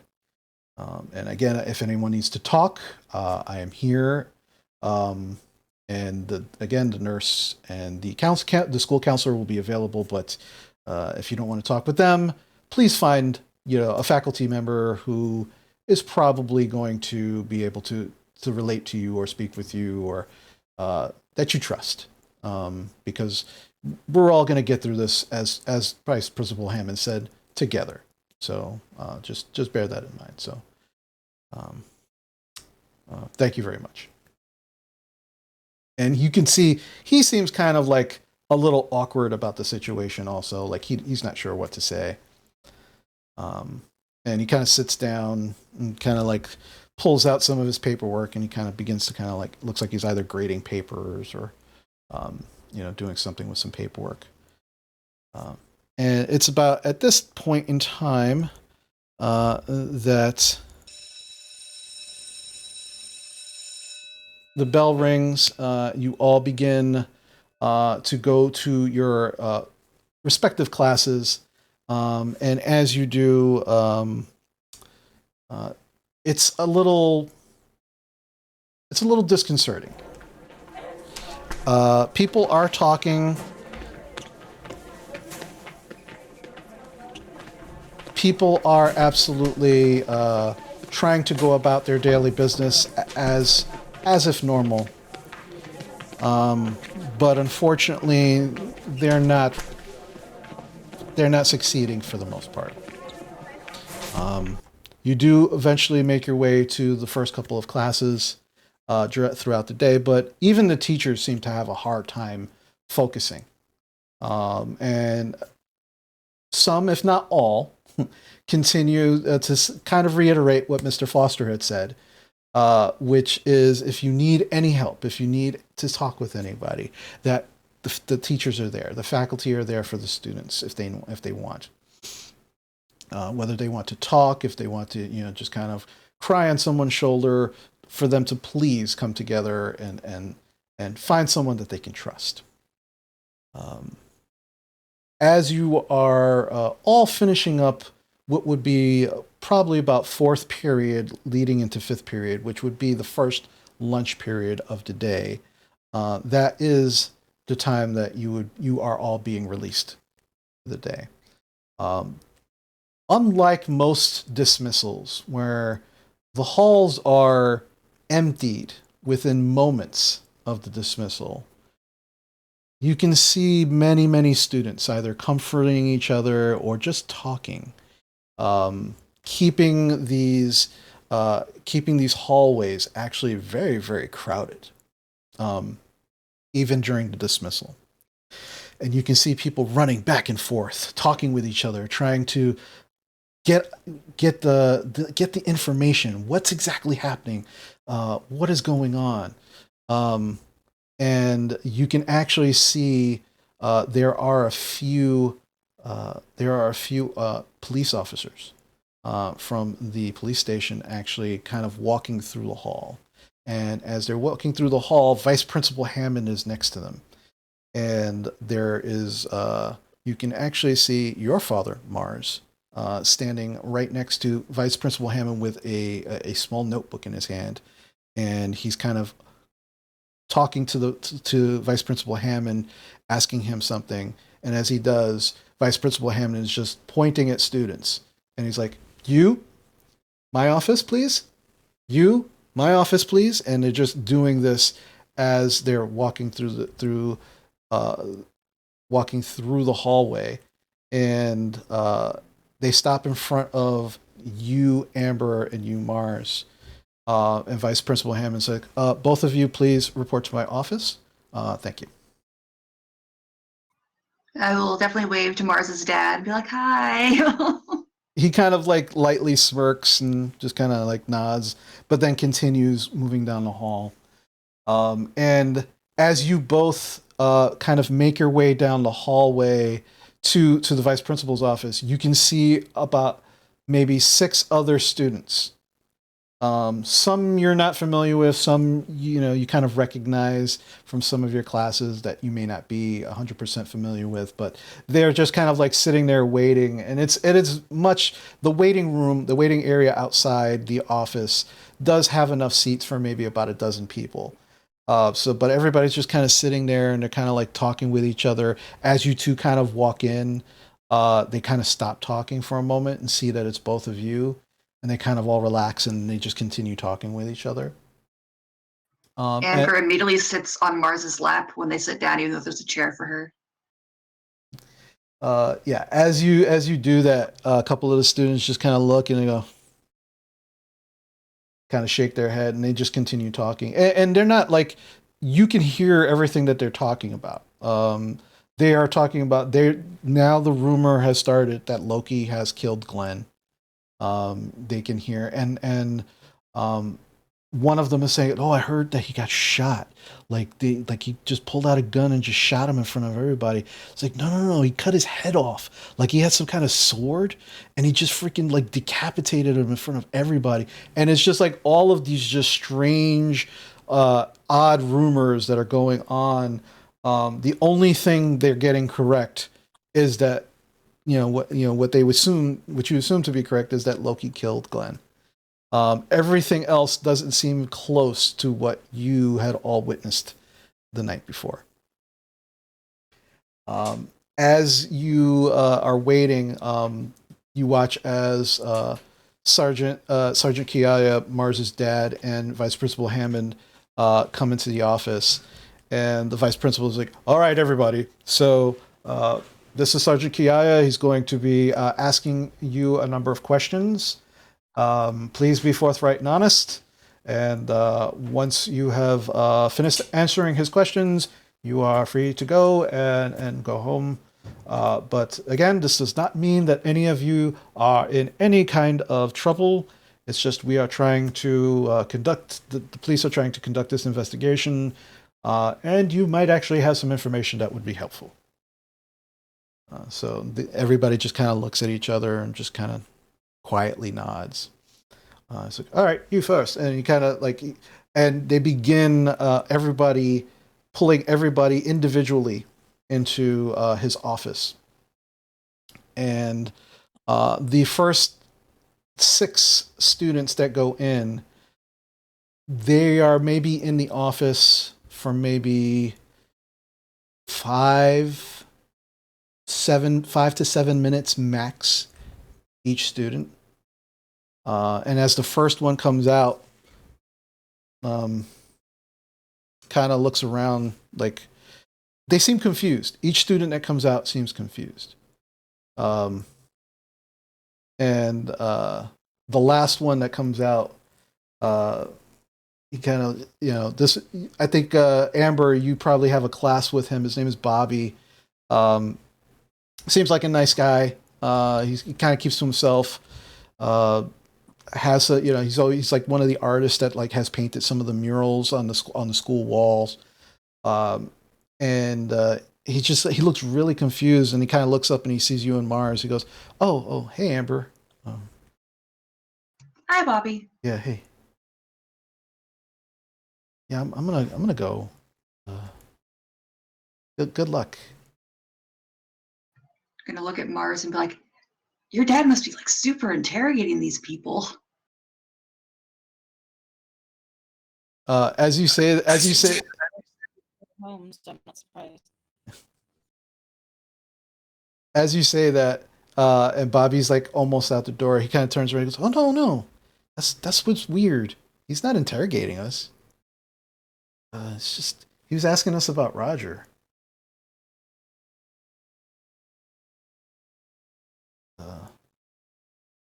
And Roger is Glenn's brother? No, it's not. Amber and Mars. The only Roger that you know is someone named Roger Maynor. And this is someone who's he's kind of like the best way to put it would be he's like the troubled kid in school that everybody knows that if you look at Roger the wrong way, he'll probably punch you in the face. But it's weird because he always seems to like try to do his best in class, but always seems to get in trouble. Like it's just there's just like a weird thing about him that none of you've been able to kind of pin down, or even you've got your own stuff to deal with. You really don't think too much about Roger, but that's kind of what you know about Roger. And you're like, and it is very weird, like to be asking about Roger in this situation. So Bobby's just like, yeah, it's just it's weird, and he just leaves. And as the door opens, the vice principal, you've been sitting there for almost like maybe 40 minutes, and you two are the last. And he goes like, both of you, please come in. So you both come into the office, and as you're sitting there, Marge, your dad is just kind of like, he's just kind of standing by the window, kind of looking out the window a little bit, and turns and he kind of looks at both of you, kind of motions for you to sit down on the small couch that the vice principal has in the office. He just turns, he's like, all right, so listen, I'm not going to keep you both here, too long. I just would like to know if either one of you know or know the last whereabouts of Roger Maynor. No, I don't. But what does this have to do with what happened? He kind of looks at the vice principal and he says, could you give us a moment, please? And he was like, well, it's highly unusual. I mean, I have a responsibility to the students. Like, this is my daughter and her friend. Trust me. He's like, no worries, no worries. All right, ladies, if you have any problems, I will just call for me. I'll be right outside. And vice principal just kind of goes out, closes the door. And your dad just kind of looks at you, Mars. He goes, look, I know you were both at the party last night. I don't care right now. My only concern is catching this kid, Loki. All right. First thing I want to know is if Roger was at the party last night, because I'm being told that he was, and he might be our only eyewitness, unless either one of you saw anything. I don't remember seeing Roger. I stepped in after everything had happened, so I didn't see the actual attack happen. However, I did try to chase after Loki, and I saw someone getting away in a car, and I assume it was him. Well, what did the car look like? And he pulls out a notebook and he begins to kind of take notes. I will explain the color of the car and the type of car. Okay. I doubt I got the license plate on that, though. Yeah, no, you got the color and as it was driving away, but you couldn't see the license plate. So he kind of looks and he kind of writes it down. He says, "Okay, that's helpful. Thank you." Oh, and before the attack, there was an argument going on outside. I don't know what was being told, but someone was arguing with Glenn. I think it was Glenn. Was it this Loki person? I didn't see who it was. All I know is after the fight, Glenn stormed past and into the party. All right. Did you hear any voices? Did you see how tall the person was? How anything can help? I'm gonna look over at Mars. Mars, did you see any descriptors or anything?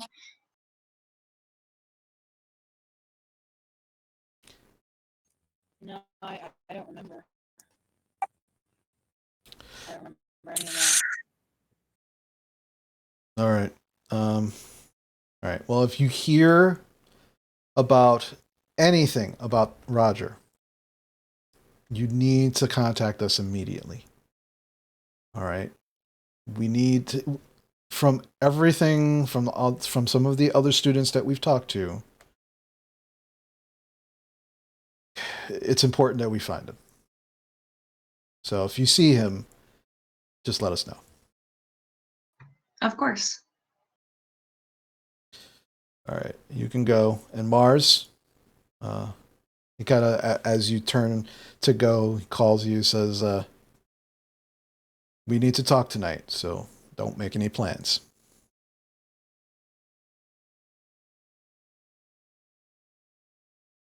All right. All right. You can go. And you both leave. The vice principal is just kind of standing by the door, not directly at the door, but just by the door so he could have easy access to get in if he needed to. Kind of nods to both of you. Says, okay, be safe and hopefully we'll see you tomorrow bright and early. And you kind of leave for the day. And as you leave for the day, that is where we're actually going to take our break. So we're Break gonna time. break time. So we're gonna take our break. We'll be back in a few minutes as we continue this incredible story and see where it goes. All right. So we will see you soon. Take care.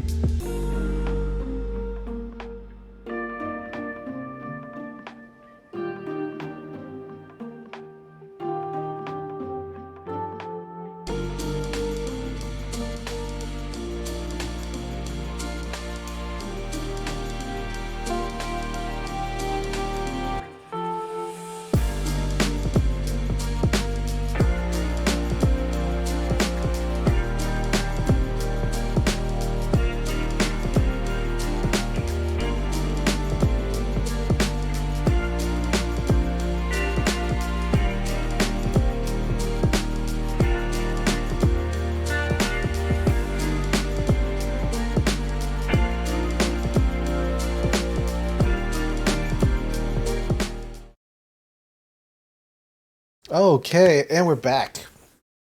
All right, so as we left off, Mars and Amber, you had been questioned by Mars's dad, Sergeant Kiaya, about the whereabouts of a Roger Maynor, who possibly has seen something and was at the party the night before. Mira, you and the band had decided that you were going to meet up after dismissal at the Jive, and that is where you are all currently headed. Diana, you and your D&D group, you have a pretty much a standing table over at the back table at the Jive, where you would all get together to kind of plan out some of your sessions after school, or sometimes even on the weekends. And Kevin kind of, as you're all beginning to be dismissed and you're starting to leave, he kind of runs up to you. And he says, Diana, I talked to Cindy and Nicole, and they wanna go to the Jive and kind of get together and kind of like, I think it'll make us. I think it'll make us all feel better if we just kind of like just talk D&D and just talk games and just like try and get our heads kind of straight. So we're gonna go down to the Jive. Do you want to come with us? Yeah, it sounds great. I'll be right there. Okay, all right, great. So we'll meet you there. If we get there first, we'll order food and we'll meet you at the back table. Okay, yeah, I shouldn't be too far behind. I just wanna check something first. Oh, okay, no problem. And so Kevin kind of runs off. He stops for a moment, and then he kind of comes back. And he goes, "Can I ask you a question, Diana, real quick?" Yeah, of course. What's wrong? Um, I don't know much about this kind of stuff, but like, I don't know if Connie's like my girlfriend now or not. Like, do I get her like flowers, or like, cause I don't know what I'm doing. Yeah, now I can tell. Well, I mean, are you two dating? Like she keeps like kissing me and like holding my hand and like sitting on my lap and like calling me sweet cheeks and stuff. Like I think we're dating. You're right. It's subtle. Listen, Uh, boner. Maybe look. Why don't you? Yeah, I think that's a good idea. I think maybe you should get her a gift. Okay, all right, all right. I think she's into you. Yeah, I think so too. Think. It's just like really weird because like I thought it was gonna be like a physical thing, and like that's it. Like she'd be like, it's over. Like I'm not stupid. Like I read books. But like it happened, and then she's like she keeps doing stuff, and I think she's my girlfriend, but she like I don't know. I I think she's your girl. I think she wants to be your girlfriend. okay. Why don't you talk to her? Every time I open my mouth, she sticks her tongue in it. It's weird. You're right. I can see where your confusion is. Clearly, I can see where your confusion is. No, but like if it's a physical thing, like I'm not saying no, but like I don't know if like she wants to like be intimate, like share feelings and stuff. Like that's like because like look, my mom says that the best relationships are the ones where like you can talk to each other and like share your feelings with each other and like not be afraid to do that stuff. But like she just wants to like do the physical stuff. So I don't know if like she's just like my girlfriend or like my physical friend. I don't even know what you call that. Physical friend. Why don't you talk with her about this, Kevin? Like, I mean, it seems she's Ah, very into you. cause the tongue. It's You want me to talk to her? Is that no, what no, you're asking? no. Oh, I'm so bad at this. No, no. I just thought like if I figured out like the right gift to give to her, Okay. like she'll stop trying to do stuff to me for long enough that I can have the conversation. I just don't know what to get her. Hmm. So I mean, I've known her for a while. I know her and me had like a, not really a falling out, but where we didn't really talk as much. Like, do I have an idea of maybe what she would be or was into at one point? Yeah, she likes from all of the different like necklaces that she wears with like the like the dragons and this different stones and stuff. Like she's really into jewelry and necklaces that have almost like a new age or fantasy theme to it. And Okay. and she's been like that for as long as you've known her. Yeah. Why don't you get like a necklace? Like, she likes dragons and pretty stones. Can't go wrong with one of those. Okay, Bitches yeah. love dragons. All right, great. Thank you so much, Diana. That's a big help. Yeah. I'll let you know what happens. But we're gonna go to the jive. We'll talk Yeah. games and Yeah. stuff. We'll Yeah, find something. yeah. It's just Dragon. Girls love dragons. girls love Every dragons. time I open my mouth, she sticks her tongue in it. Oh my god, I lost it. So after he leaves, like when Diana's alone, she wants to find like someplace a little private. I'm trying to think what she want, because she's a little confused at how she started ripping her Jansport backpack. Mm-hmm.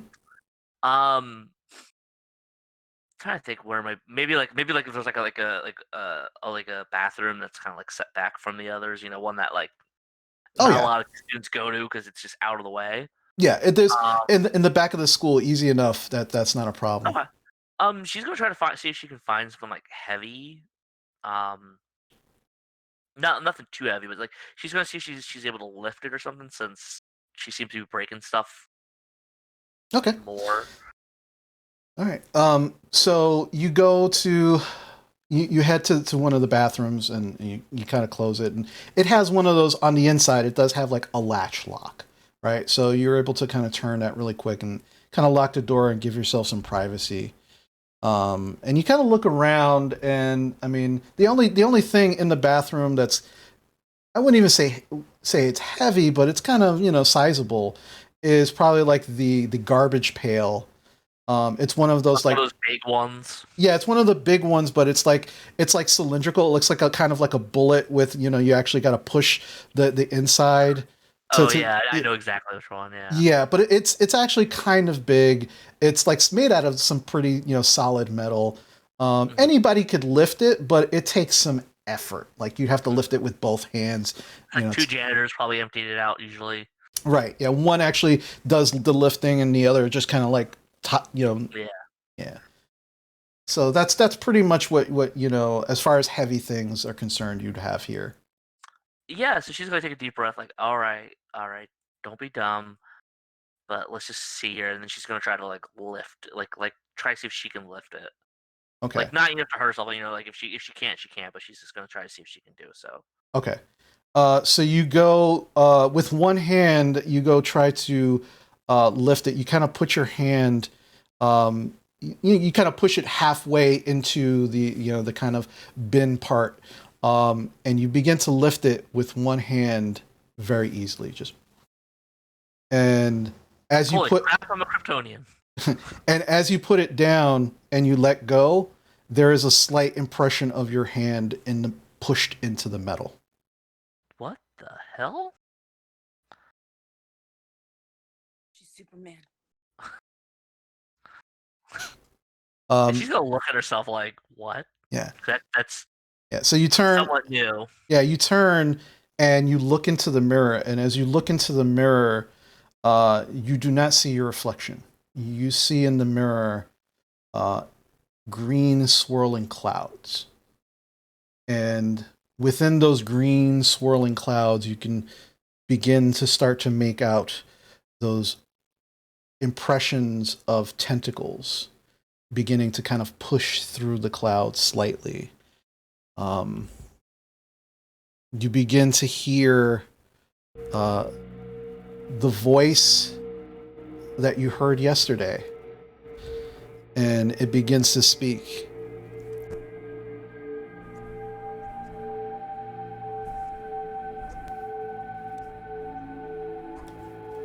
Or maybe it doesn't. Hold on.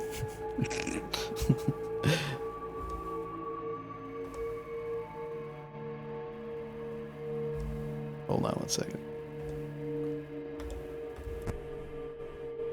You see, you feed me well, and I give you strength. Continue to feed me. Was what happened last night from you?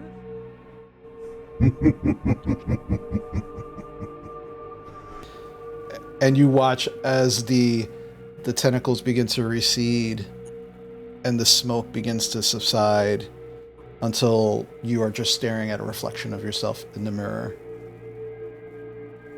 Dan is gonna probably like start like splashing like water on her face or something. Like she's probably freaking out just a little bit. Fair enough. Fair enough.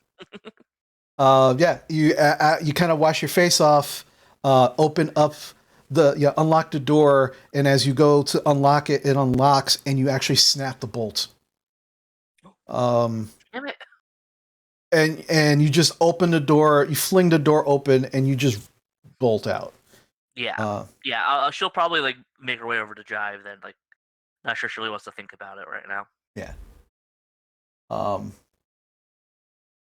Tiffany, as you are leaving the school and you're kind of thinking about everything that's happening, you're kind of you're one of the last students to actually leave. There's still like a good maybe dozen and a half to 2 dozen students kind of like sporadically around you, ahead of you, as you are Yeah, as you're she's been upset all day. yeah. Sorry.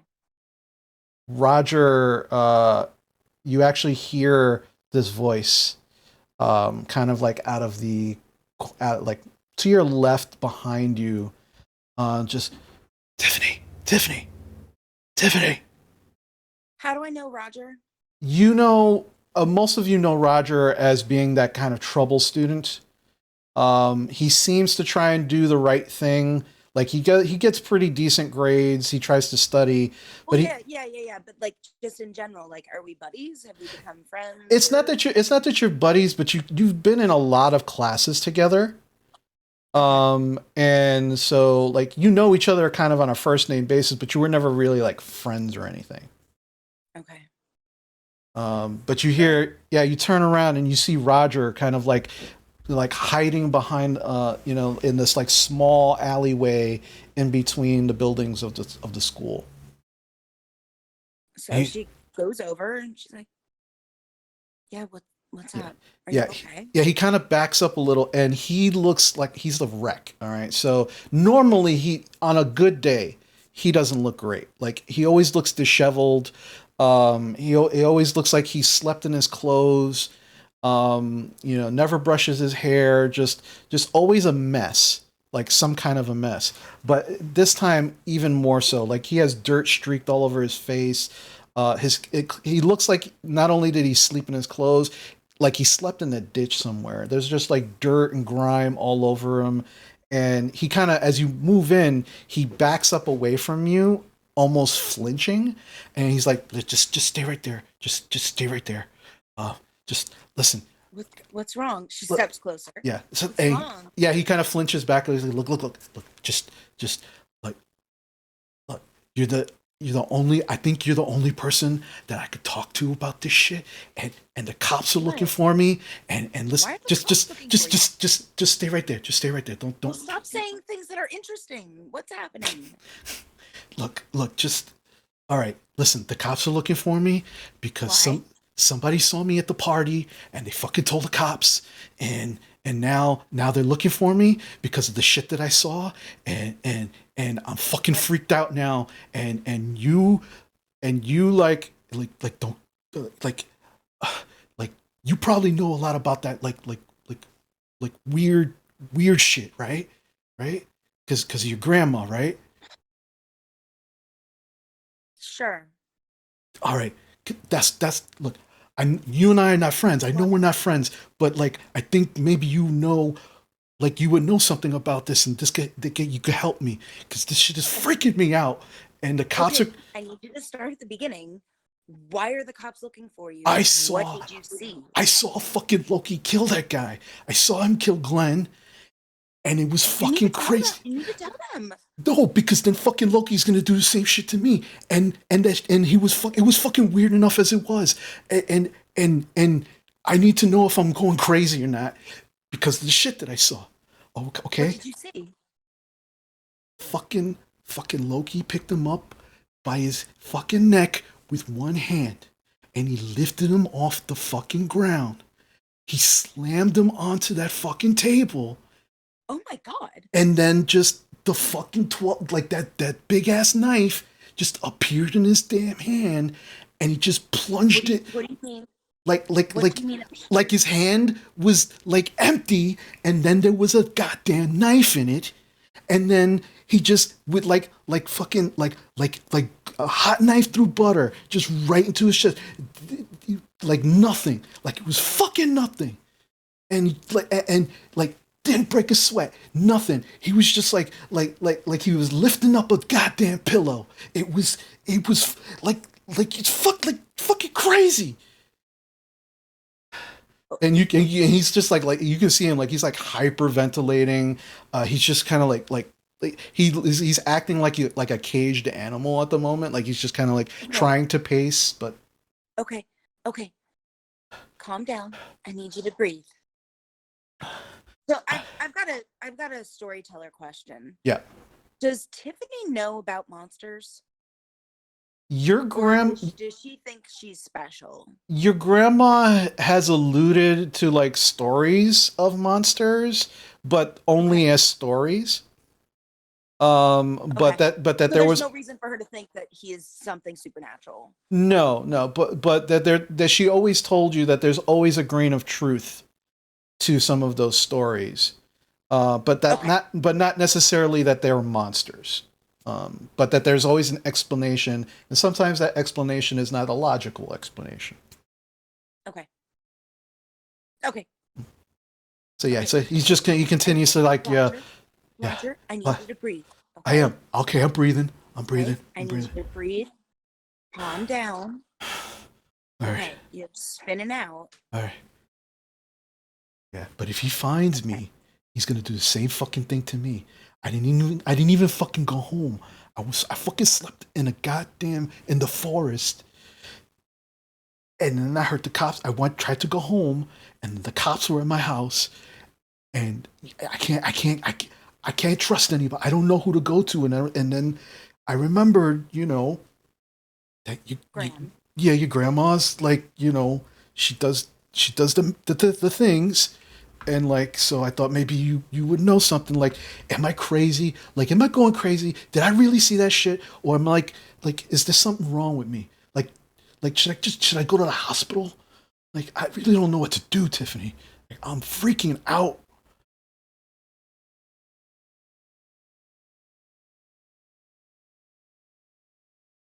So there's a grain of truth to every story. So I have to. I don't think you're wrong to be scared. All right. I don't know if that's better, but okay. I know. I mean, do you want me to be truthful, or do you Yeah, want yeah, me to yeah, just yeah. be No, like, no, no, no, just, Roger, you're yeah. fine. Let's go hop in the hills with bunnies. I am far from fine. I know I'm Yeah, far I from know. fine. Yeah. That's evident. Yeah. Okay. You need to tell somebody though. Okay. I'm telling Okay. you. I have an idea. I have an idea. Uh-huh. You said I'm the only person that you feel like you can talk to about this, right? Yeah, yeah, And the reason is because of my gram, right? yeah, yeah. Then I think we need to go talk to my gram. Is that all right? Like, Why wouldn't it be? I don't know, just cause of like, what people sometimes say about her. Like, I don't like. I think she's a nice person, but I never met her, so I don't know. Um, You We need know. to go talk to my Graham. Get in my car. All right. All right. Yeah. All right. Let's do that. Let's do Okay. it. Yeah. Go talk to Graham. Have you eaten? Not since last night. No. Okay. So she starts walking him towards her car. Yeah. And he's just like kind of like, the minute you open like the back door, he just jumps in and just kind of hides behind the actual seats. And he's like, yeah, just Really? no. There's cops everywhere. I don't need nobody seeing me. Like, just let me know when we're there. Okay. Hold on. All right. She goes into her trunk. She pulls out a blanket. She tosses it over him. Yeah, he just kind of he pulls it and lets it happen. Yep. And they drive to her house. All right. So you drive to your home, and as you get there, it is probably one of, if not the furthest home and land from the rest of Whisperbank. As you make it there, you start hitting like the dirt road, moving, going closer to the home. And he's like, are we almost there yet? Are we like, We're almost there.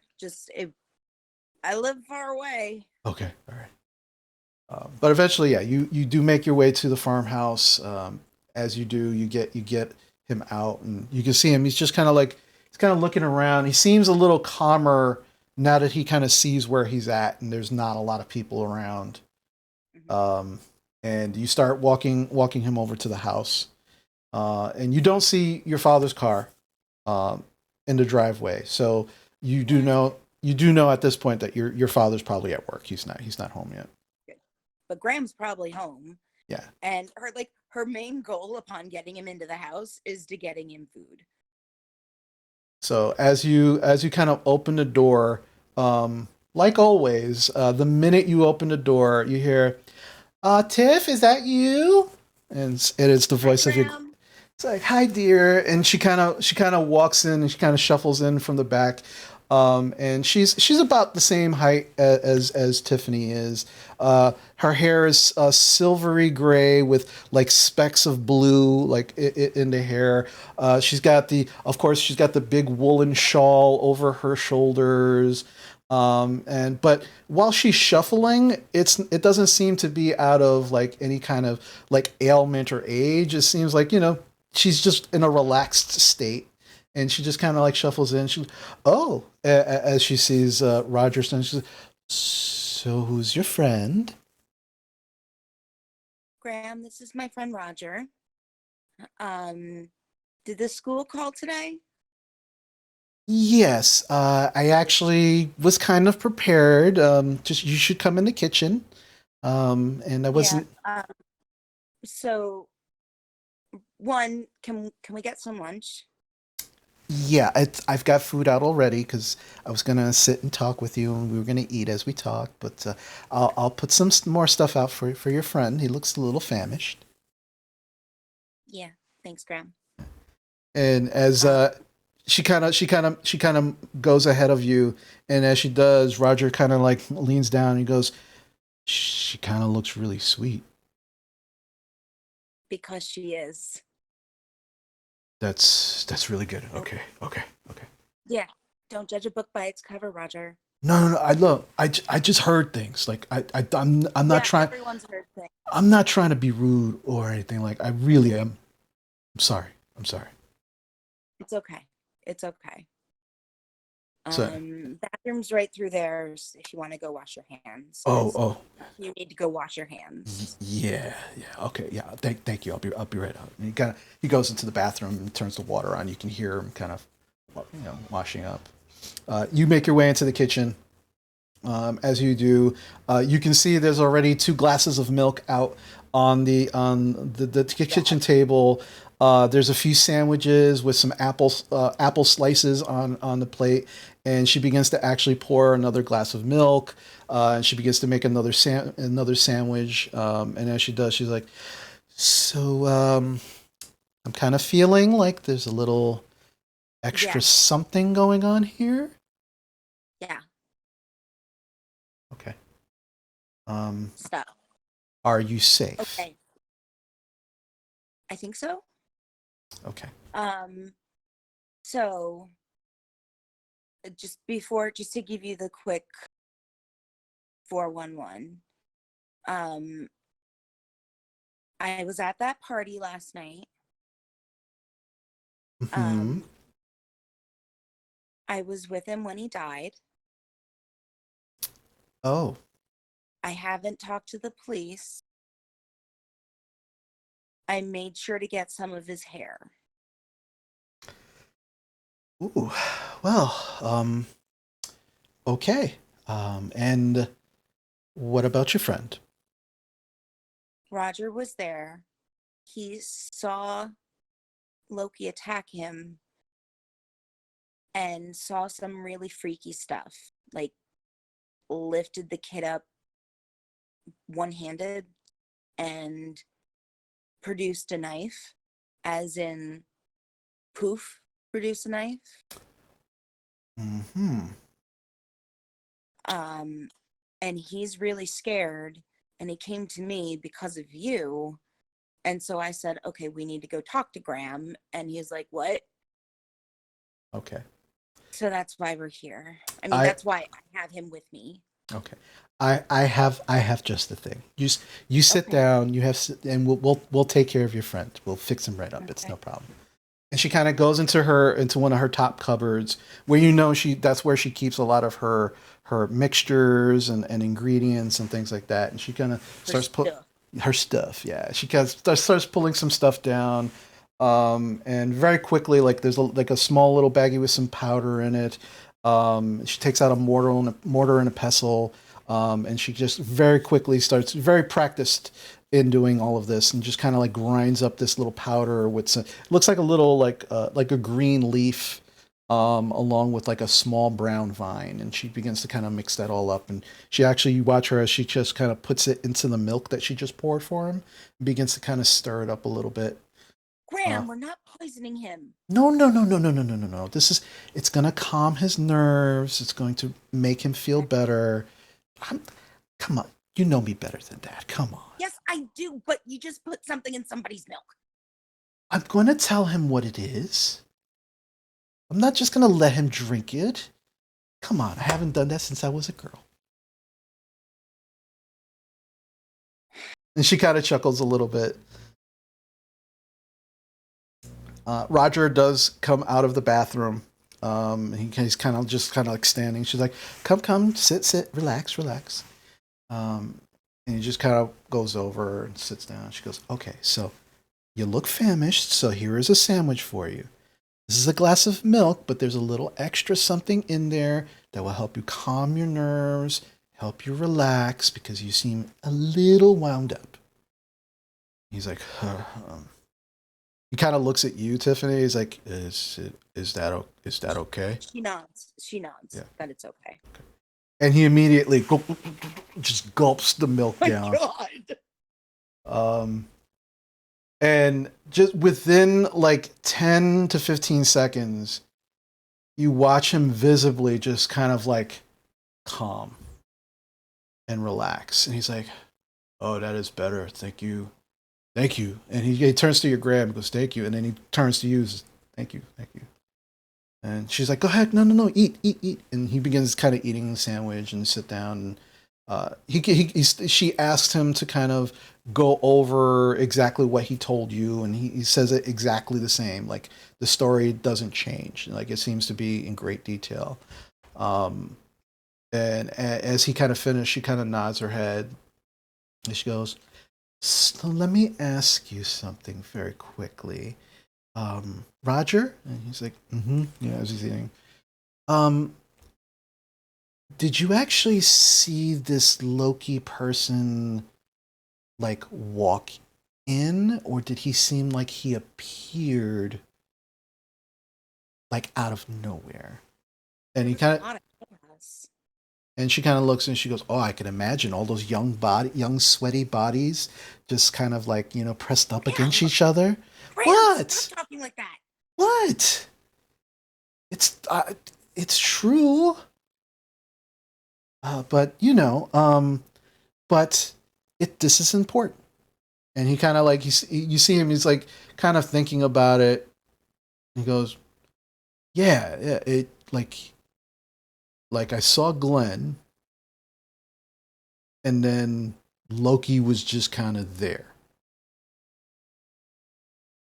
And when he grabbed him and then threw him on the table, did he walk over to the table, or did he just seem to be at the table? And he kind of thinks again. He goes, no, he just kind of like, he picked him up and then he was there at the table. He didn't actually walk there. I didn't see him walk there. And she goes, okay, so the first thing is, Graham, is this a thing? one thing at a time. The first thing, young man, is that you're not crazy. Okay? What you saw, you saw. This is, you don't have to worry that you're going crazy and you're having some kind of breakdown or anything. There are things that exist in the world that sometimes we just don't understand. And they just happen to exist with us. And we just kind of take it for granted that they're not real. And they're people just like you and me, right? They know, they go about their lives, they love, they laugh, they have jobs, sometimes they have children, but they're just people like you and me, and some of them can do just extraordinary things, just like me, and just like by Tiffany here. Graham? Relax. So don't worry about that. You are going to be okay, Ralph. It's like, Roger, ma'am. Like, Roger. yes, Roger. Yes.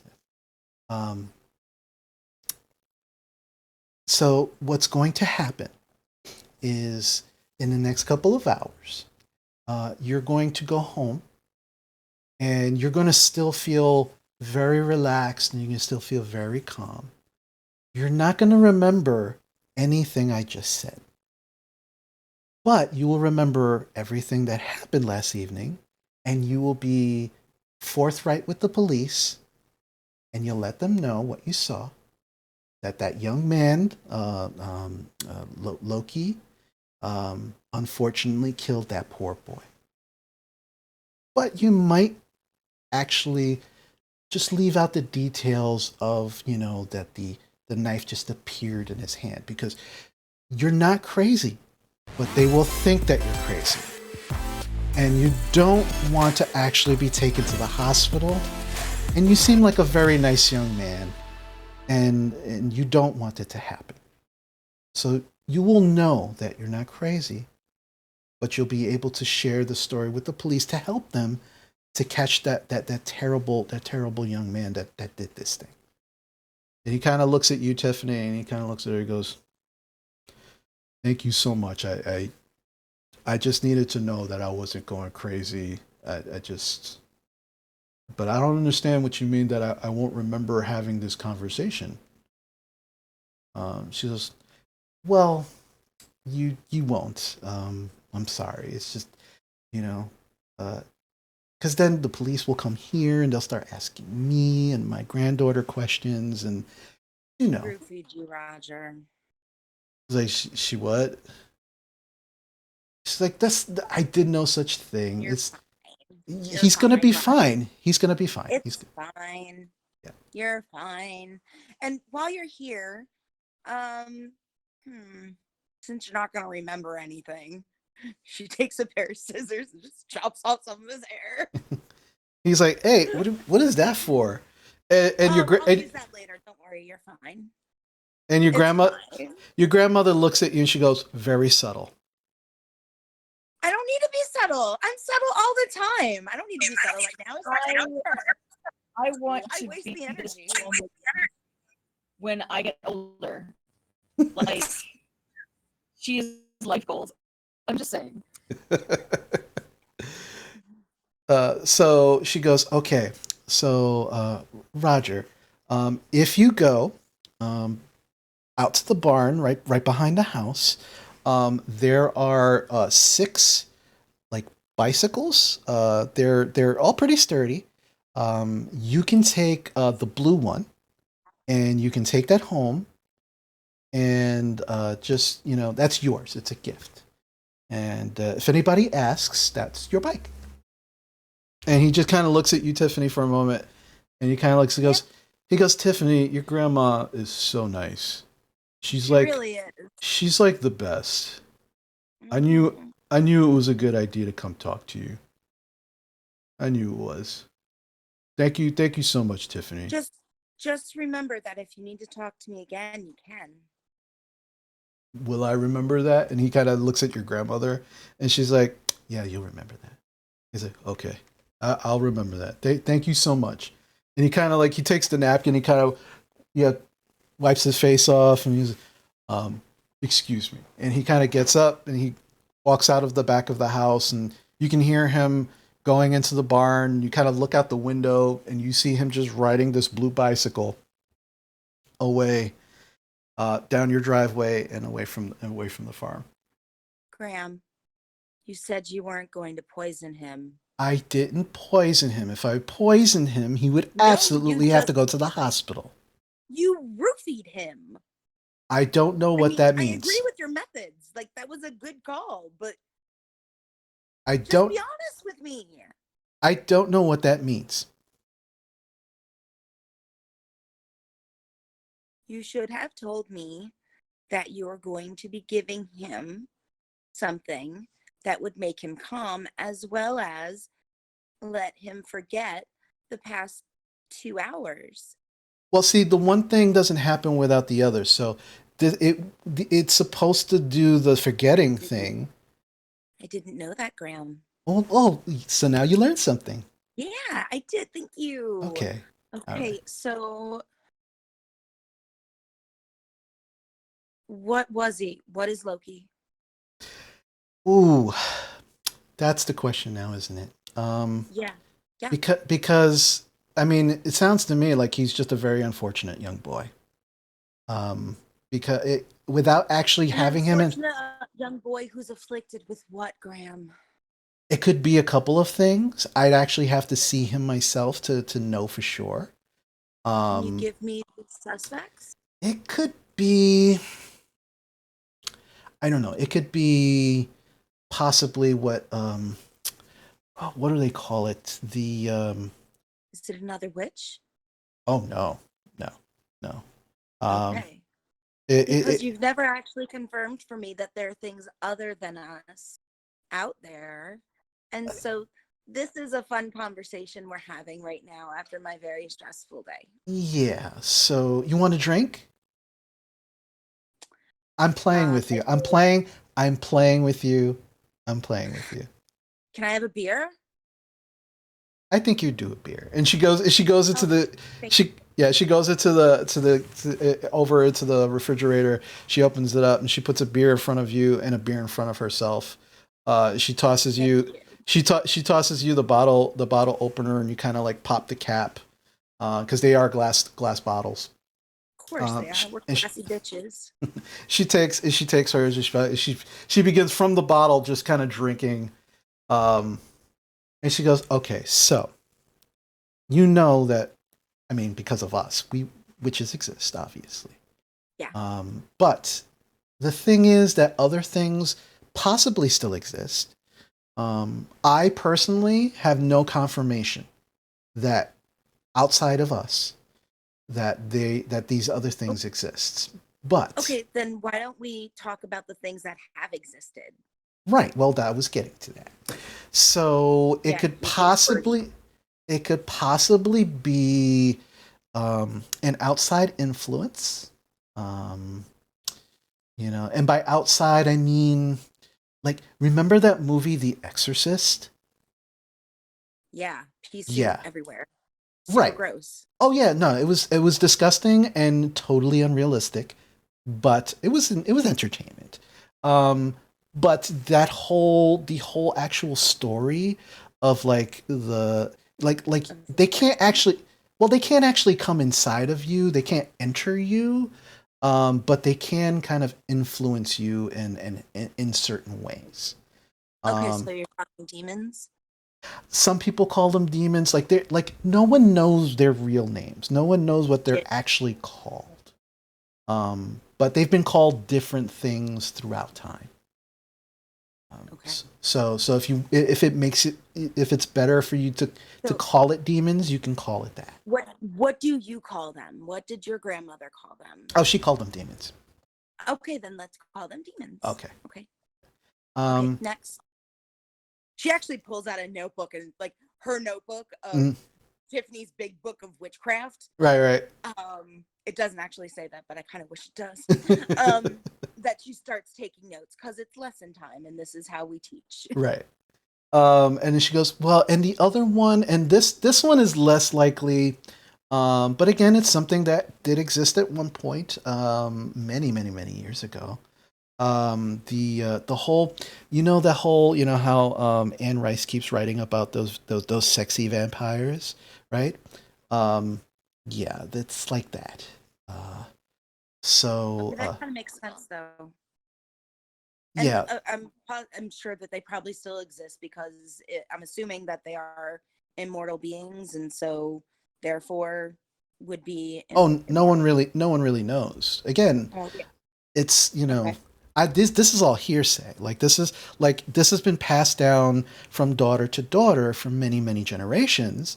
Okay. But no one from all of the stories that we've heard actually has had firsthand experience. Okay. So again, I didn't want to fill your head with stories of things that may not actually exist. That's why I only told you, bits and pieces. So, but yeah, and then the other one is, what's the fancy word they're not calling it now? It's like lycanthropy, I think it is, like people who can have characteristics of animals. You mean Um, shapeshifters? yes, that like some cultures have called it that. Um, others have like called them like werewolves or things of like, Werewolves? yeah. Okay, Graham, you didn't think that I needed to know about the existence of werewolves since I spent a decent amount of time in the woods and could be et by one. But they don't, because they don't really exist. Like it's aspects. It's okay, right? Like Hello? We just had a story from a guy who saw someone literally manifest a knife. but see, that's the And thing. I don't think that's actually what happened. That's why I asked him what I did. I think what happened was that he was moving too fast for your friend Ralph to see. okay, apples, oranges, sure, but what does that? Well, those are kind of the, if I'm kind of narrowing it down, but I think it's like one of those three things. So either a person that's being influenced by a demon, Right. a werewolf, Mm-hmm. or a vampire. Right. Okay, so swig, swig, swig. Yep. And she's just watching you. She's like, and she seems super calm about this whole conversation. Of course she is because Yeah. she's Graham. Yeah. And she just Okay. and again, look, I'm not saying that this is 100% what this is, right? What I'm saying is that over time, different people have had some different aspects of what you would call a vampire or a demon influence or a werewolf, but they would never actually be the things that you like see in the movies or read in a book or something. Like those are like the more exaggerated things. Okay, So just like how we're exaggerated in movies. Yeah, I get that. Right. So What? so Okay, so we're definitely at some point in the very near future going to have a conversation about what else might exist. okay, but I think you're a little overwhelmed right now. You seem a little overwhelmed with this new information. And what? Graham, What? don't patronize me. I'm not patronizing you. I'm just saying that Absolutely are. this is a lot to take in. Yeah, and I watched my friend die last night. I watched somebody who had apparently a big crush on him, because when I cast to kind of like make his last moments comfortable, he expressed very um a lot of pleasure at me saying that we would go on a date. Oh, and she kind of reaches across the table and she kind of puts her hand on yours and she kind of squeezes. I'm so sorry, sweetie. I didn't know. I'm Yeah, because I sorry. haven't told anybody. You were asleep. I wasn't Oh. gonna wake you up. And then school, we had a giant assembly. There are cops everywhere. So, And then Roger saw it and doesn't want to tell the cops because he's afraid that Loki is gonna freaking murder him. And you know what? If he's a vampire or a werewolf or a demon possessed human, very likely, because he's evidence of the fact that we exist. okay, and she kind of again she squeezes your hand. She goes, listen.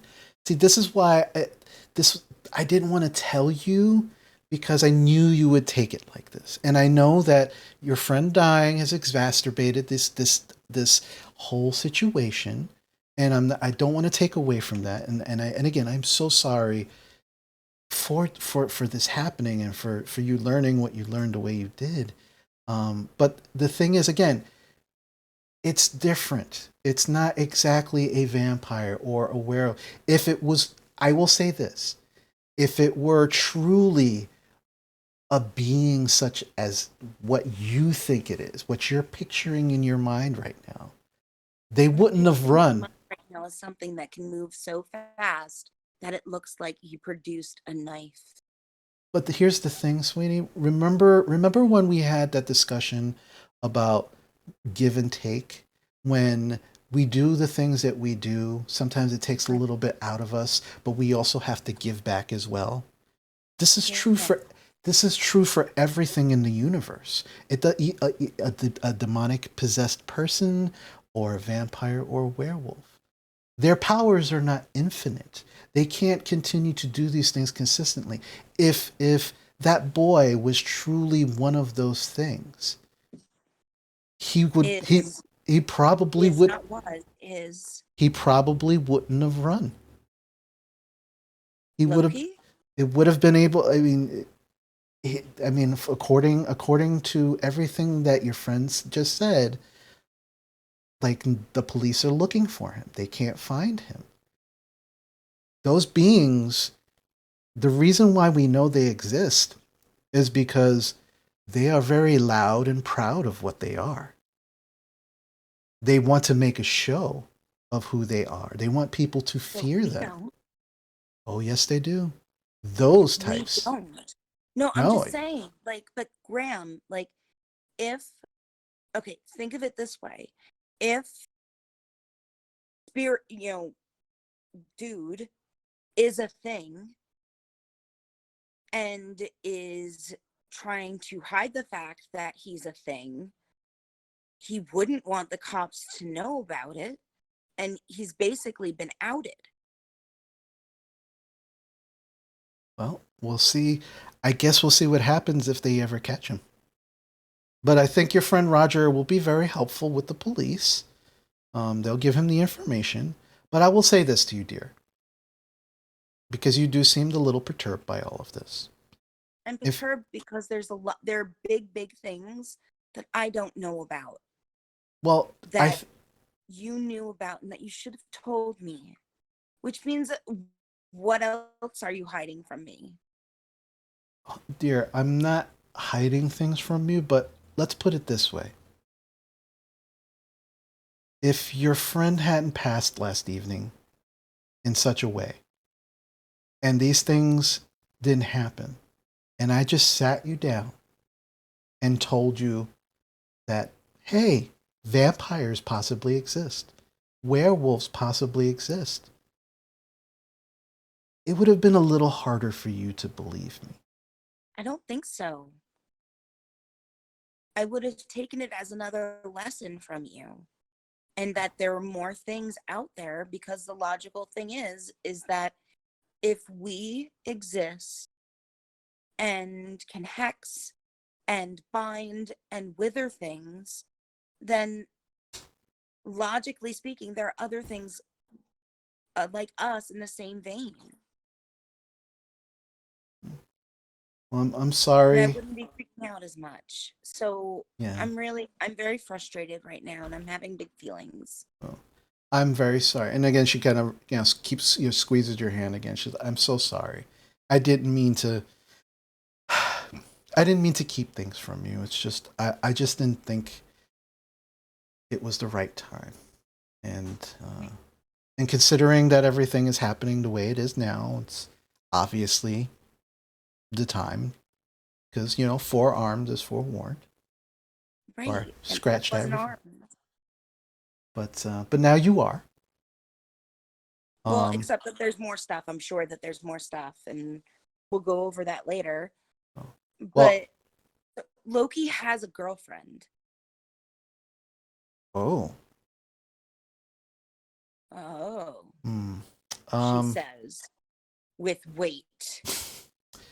Well, if I were you, I would probably keep a good eye on her. Why?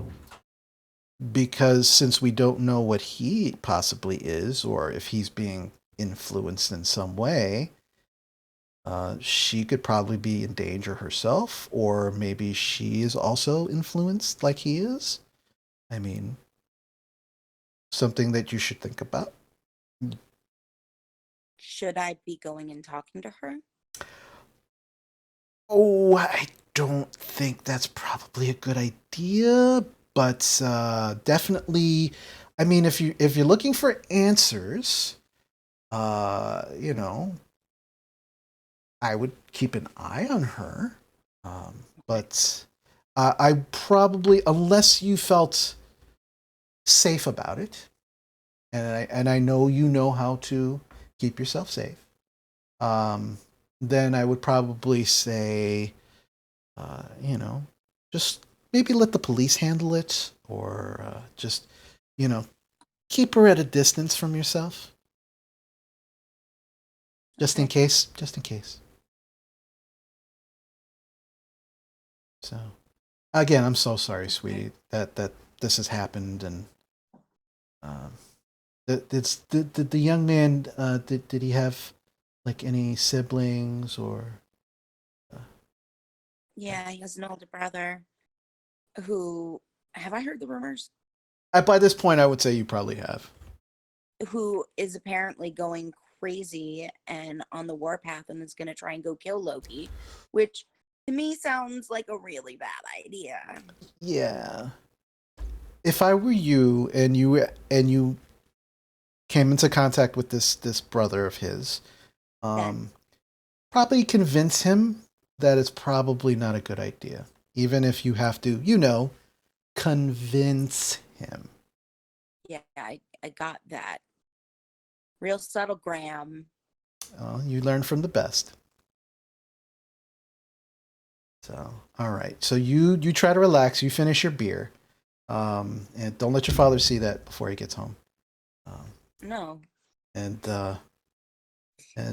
just if you need to talk with me, I'm gonna go watch my stories. And just let me know if you want to talk a little more. But I think you should sit here and maybe think about everything.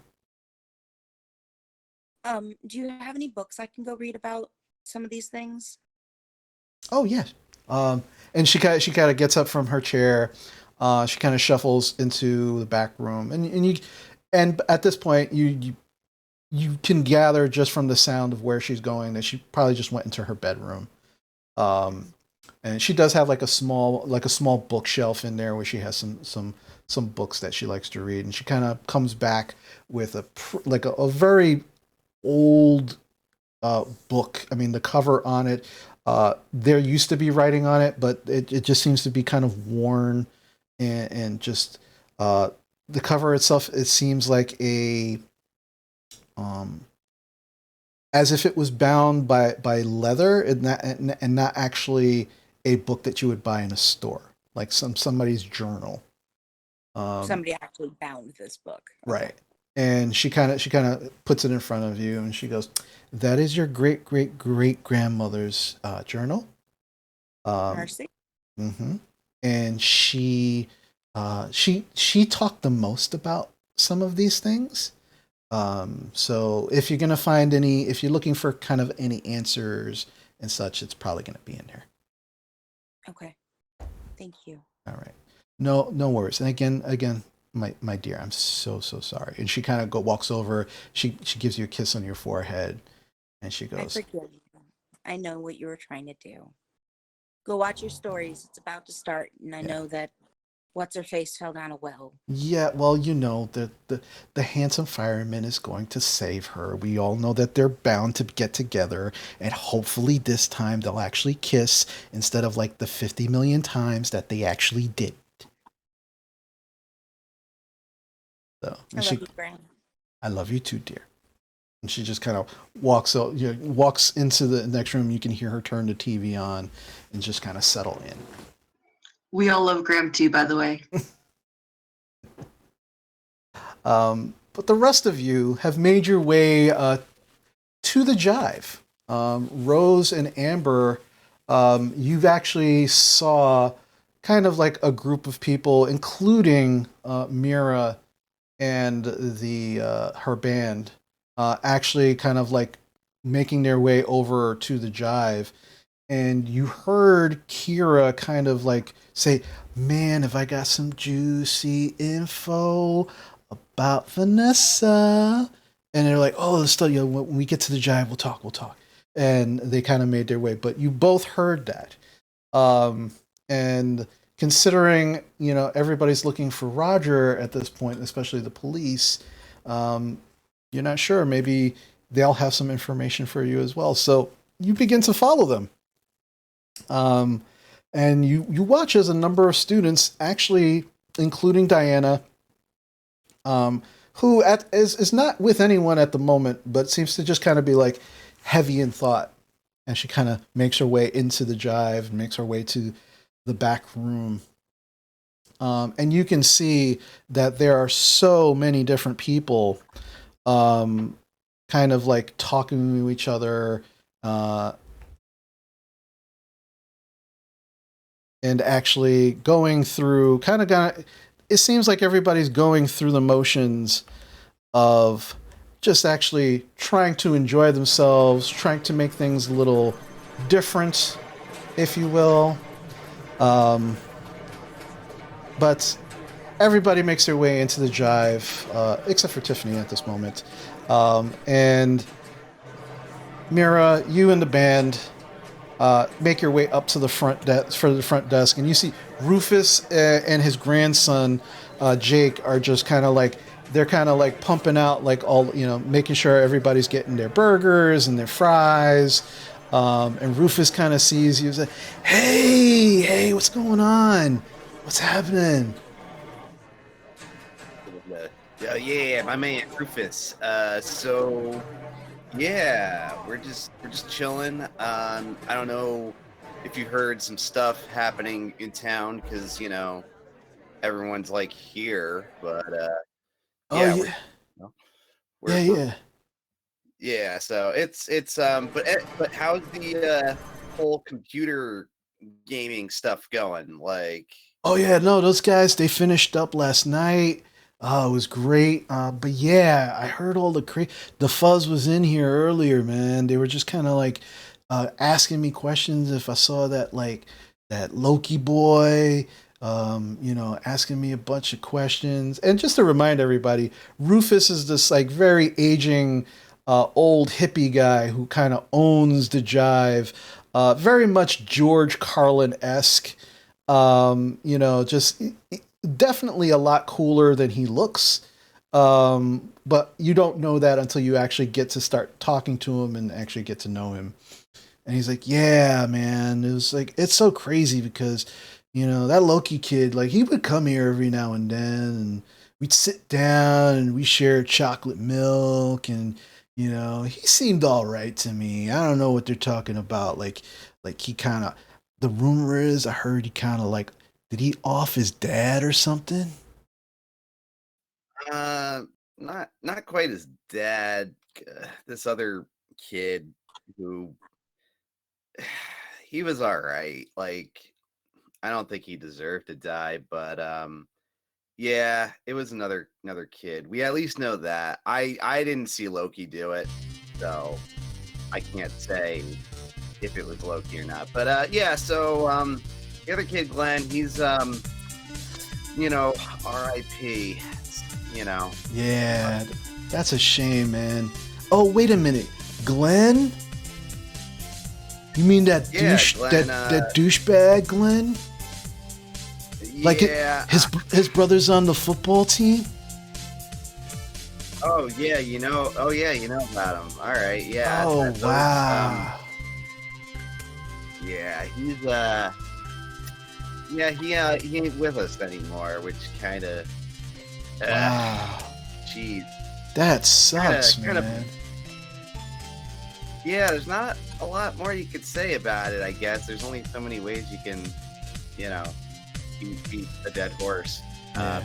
But so yeah, but so the cop, I'm sorry, Rufus. It's been a hell of a day, and it's like with all the cop, like the cop. I guess the cops are here, and the cops are at the school, and the cops are everywhere. I don't even know, like, because now they're looking for some other kid, Roger, who I don't even really know that well, apparently. So I don't know. Like that's what I'm hearing around town, but I don't know. We're just kind of like chilling here. We're gonna hang out. We're gonna, which are you good? Are you stacked as Mira like pats her vest, where she usually keeps like her joints and cigarettes and shit. He's like, oh yeah, no, we're good, but let's keep it a little on the down low, since the fuzz is out like in force. So, but if you need like a private back room, just give me the high sign. Nice. All right. Yeah. I mean, I think we're all right. I think everyone's just really like bummed out because even if you didn't know him, it's like, whoa, someone's dead. Like that's heavy. Yeah. So like I think we're just all gonna chill and yeah, like I'm sorry, I feel bad. Like now your place is gonna be like all like bum central, even though it looks like everyone's here and everyone's like kind of eating their feelings, which I guess is good for you. As doesn't hurt the old pocketbook, if you know what I mean. Man, if I ever get like murdered, I want my funeral reception to be here, and I want you to like give a really like badass eulogy. Like obviously the band's gonna do something, but like I want you to say something like real chill to like get everybody like everyone's minds off of it. I Hey, don't look, know.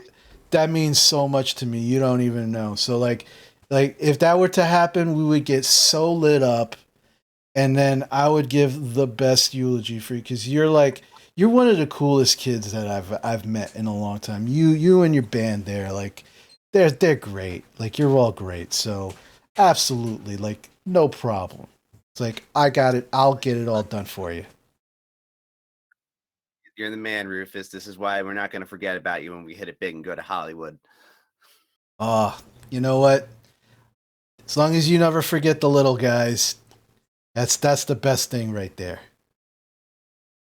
Hell yeah. I mean, geez, who could forget a place like this? I'm sure they don't got no jive in Hollywood. Nope, not like this. Not like this. Not since I left, anyway. Man, Yeah, I guess if you didn't stick around. Yeah, that's a story for another time. Yeah, we got to sit down and talk about that. But yeah, we're gonna go chill because we gotta talk our next gig and stuff because that never stops. Yep. But yeah, you want us to play a charity show or something, let us know. Yeah, that's not a bad idea. That's not. I'll definitely get back to you. But yeah, Jake, make sure that they get their fries and burgers in the back room there. It's like, all right, Gramps, and he just got continues to kind of like cook and everything. Hell yeah! All So, right, as we start to walk away, I'm like, yeah, what do we got?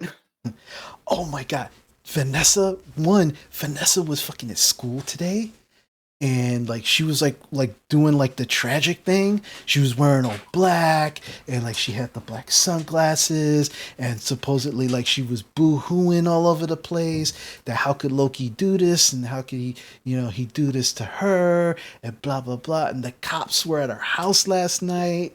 Oh my god, like supposedly she told the cops that she don't know anything about what happened, and she don't know why Loki did what he did, but the rumor is that she was actually at the party last night. Bitch. All right, so we got to figure out some shit. All right. The question is, do we? Because like she's got to be home, right? Like where's she gonna be? Like no, like she's not around here, right? Like why would she be here? She Oh, wouldn't be here. and for the first time, like since we walked over here and everything, and again, Beast is not known to be very vocal, but he just kind of looks around for a minute and he goes, "She don't come here." It's a very astute observation, Beast. I like your thinking.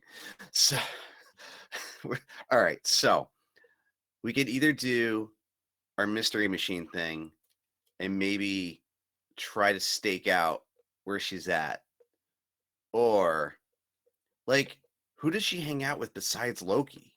Like, Just Loki. Like she just goes home, or she goes to Loki's, or she goes to school. Like nobody ever sees her hang out. Nobody else is her friend. Like it's really weird. Never mind that like she's got that weird like English accent and stuff. But like it's just like she's just like super weird, right?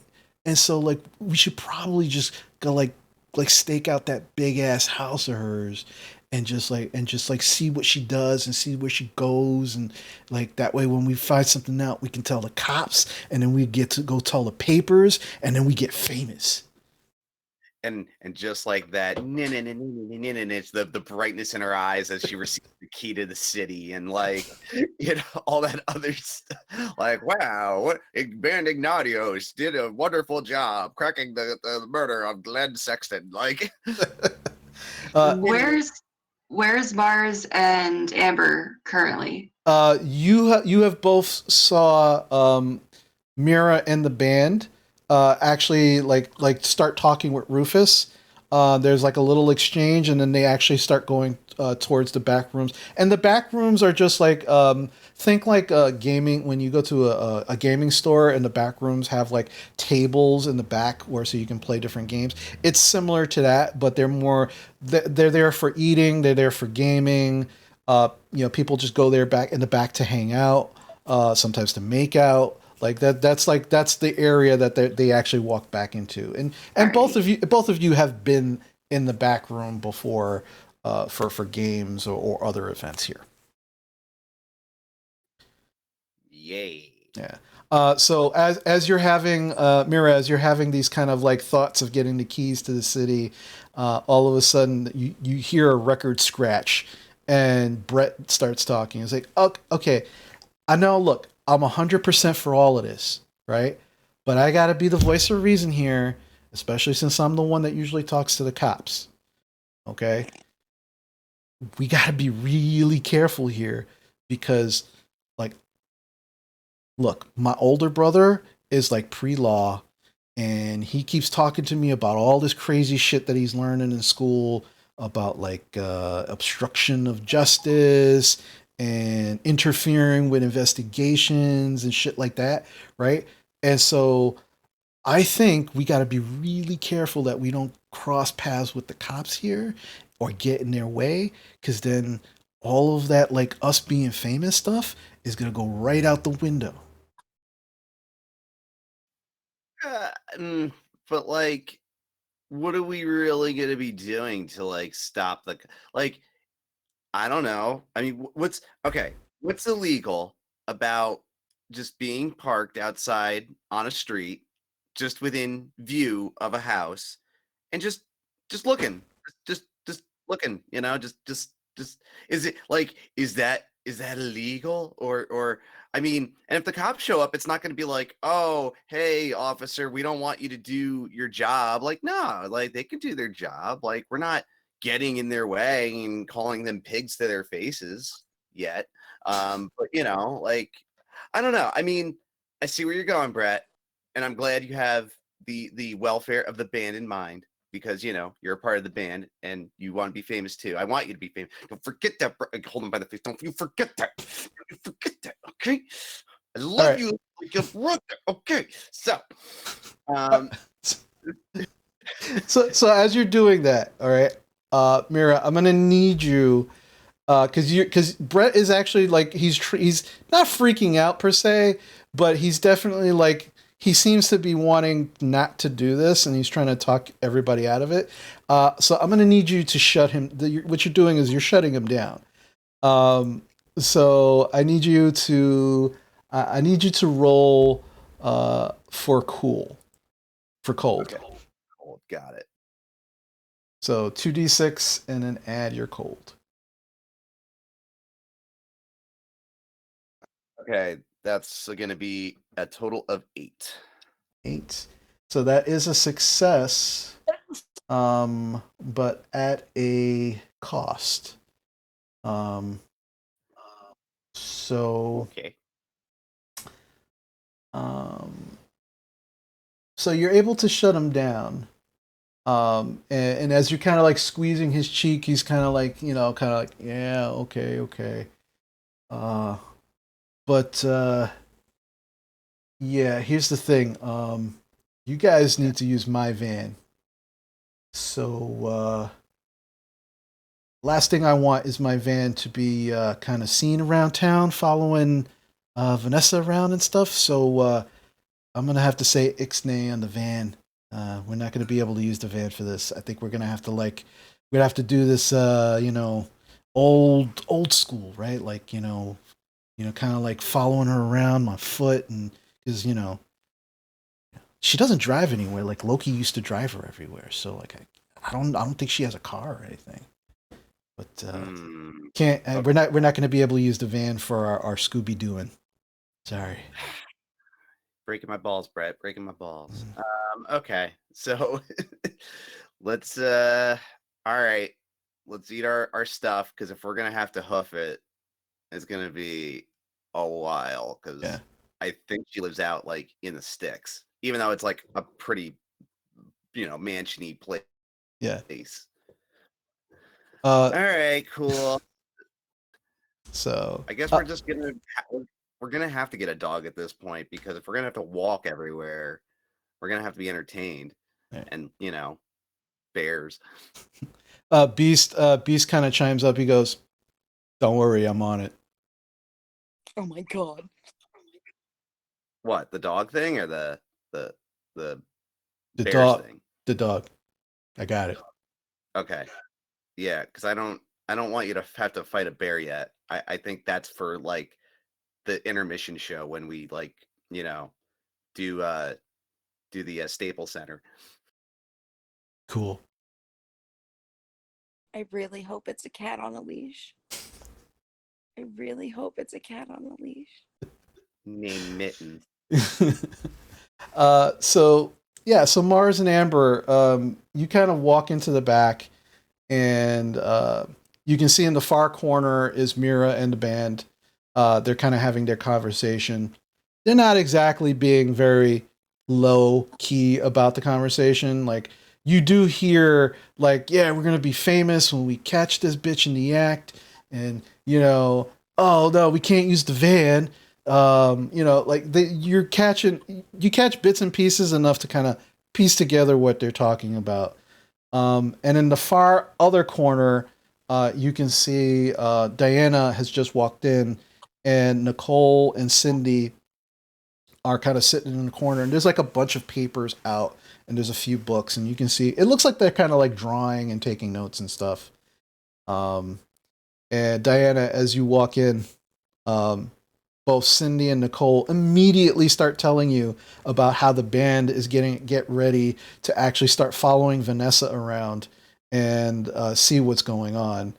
And they're like completely freaked out because they don't know what to do with this information, and now they think they know stuff, and that the cops are going to want to know this stuff too. What? And you said they're hunched over books or something? Yeah, and when you come over, you can see that they have their actual spiral notebooks out with all of their D&D info, and they have like their player's book right next to them. I mean, I don't know why are they trying to do the police's job. I don't know. Maybe they're high. Like they don't like they're probably high. I mean, look, best thing for us to do is to stick out a bit, unless like the police specifically come to us asking something. I don't see why they're getting involved. Neither do I.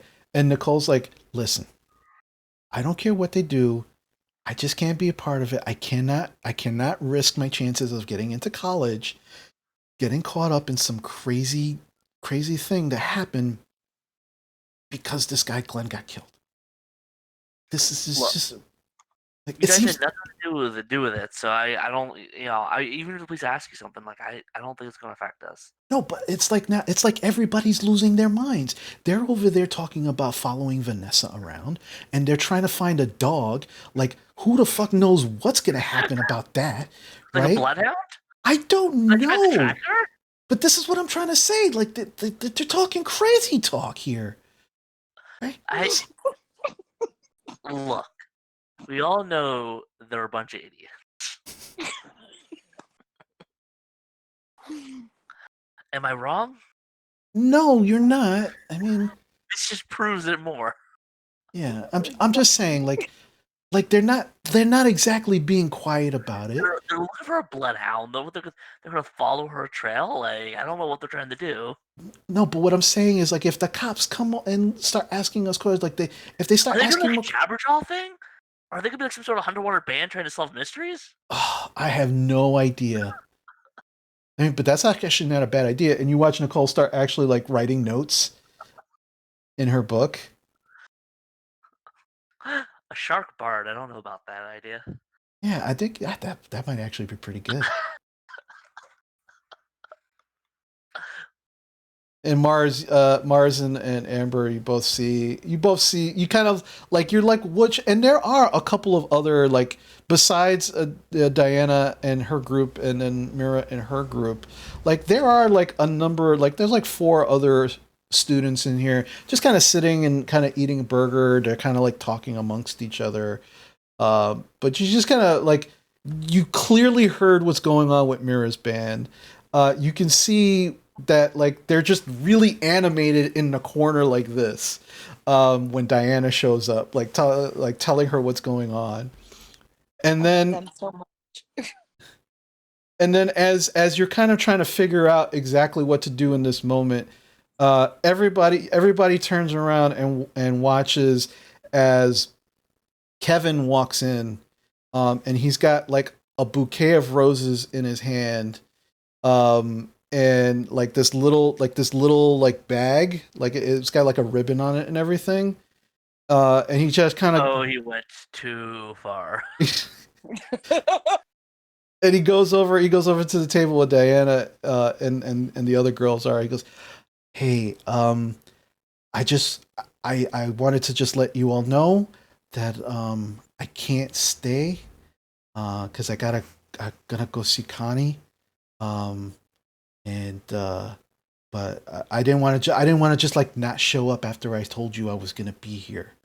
Yeah, it's okay. Yeah, of course. No, go ahead. Okay. Everything all right? You all look a little kind of freaked out. Did I miss something? Someone's trying to play like someone's trying to get like a bloodhound. I don't know. They're trying to do like Josie and the Pussycats thing. I don't know. Somebody's trying to buy a dog? I don't understand. What was that? What? I'm just as lost as you are. I don't see the connection between mysteries and a dog. I don't know. I'm lost on this one. Okay, that whatever. Like I gotta go meet Connie. But we'll yeah, no. If we get done in time, like I'll be back in a little while, but Yeah, just don't wait for me. Don't wait for me. Go do what you gotta do. Okay. Mars is gonna say to Kevin as he leaves, "Good luck, dude." He kind of turns to you, Mars, and he's just like, "Thank you." And he just kind of turns around, like he blushes. And he just turns around and he just kind of walks out. Oh, before he does, I'm gonna whisper, like lean over and whisper and be like, "Maybe you should try it without the closet this time." Thanks, Amber. You're welcome. And he just continues to walk out. But it's about this point that you, Amber and Mars, while you're trying to figure out exactly what's going on, Amber, you begin to hear in the back of your head a familiar voice.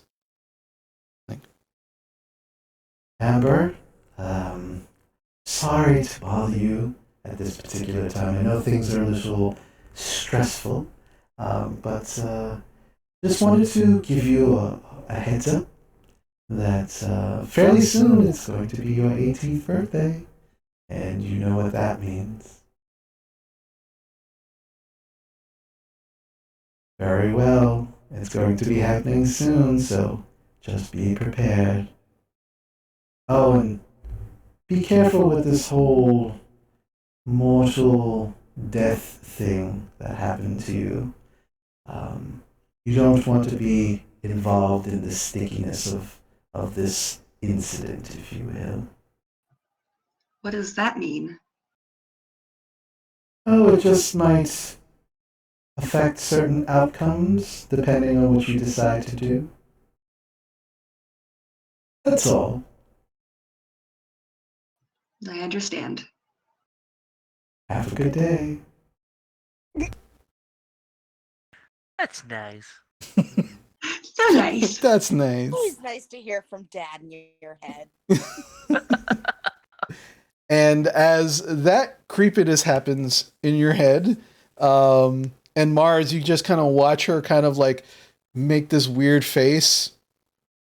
And then she goes, "What does that mean?" And then she just like acts like normal. That's where we're going to call it for the evening. I mean, at this Yeah. I mean, this seems pretty much like Amber. What does this mean? It's gonna be fun, guys. Yeah. Not creepy at all. Not creepy at all. Session. Especially a tentacle monster coming through the mirror. I don't know what you're talking about. What do all these voices mean? So thank you, everybody. Thank you, my players. This was a lot of fun. I hope you all had fun putting this little mystery together. Murder mystery. Jessica Fletcher. That is like a Josie kept saying every Scooby-Doo adjacent thing. Like, Clearly, what's Dana's the jabber never jabber? Scooby-Doo. as the werewolf, I just want to say, I'm not being Scooby. Okay. Yeah. I was kind of hoping, but okay. I really, really, really just want like, Beast to "Oh." find the tiny yippy dog that is useless with cataracts. Just putting that out I'm there. gonna sit here and.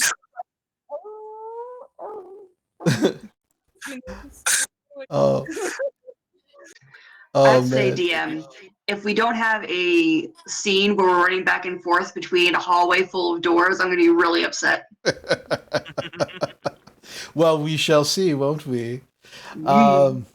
But yeah, I'm no, also thank. really Expansion involved. invested in Kevin and Connie, like inordinately invested. That's so I'm funny. sure it has nothing to do with the story at all, and that's fine. with Connie and Kevin, and just finding out like what their story is, and just like cheering them on from the sideline. Like, I'm totally down. Oh my god, yeah, you guys are so like with Kevin and Connie, it's just hilarious. But yeah, so thank you everybody, my players. Thank you so much. This was so much fun. And just to remind everybody who's watching, This is just a 6-part miniseries. So this is the part 1 of 6. So our next game is actually going to be May 17th, which is also a Monday. All of our games will be on a Monday. But our next session is May 17th, same time, 7:30 p.m. So we will continue from here and see exactly where all of this goes. I want to do some quick shout outs to folks before we actually leave. Papa Joe Mambo, thank you so much for following the channel. I love that name. Oscillatus, thank you so much for cheering 300 bits. That's great. Thank you so much for the support. Anonymous granted a gift a tier sub to Shift Nation. Thank you so much, anonymous gifter. We appreciate you. Character Dreamour, thank you for following the channel. Minxie1, thank you also for the follow. And Coyote Wildfire, thank you once again for showing so much love to the things that we do with your raid of 30 viewers. Thank you so much for that. Really, really Yes, appreciate thank you. that. Yeah, and last but not least, Mick Kilimanjaro, thank you for the follow as well. So some fabulous names out here. That's my really good friend Jaro. That's awesome. That's awesome.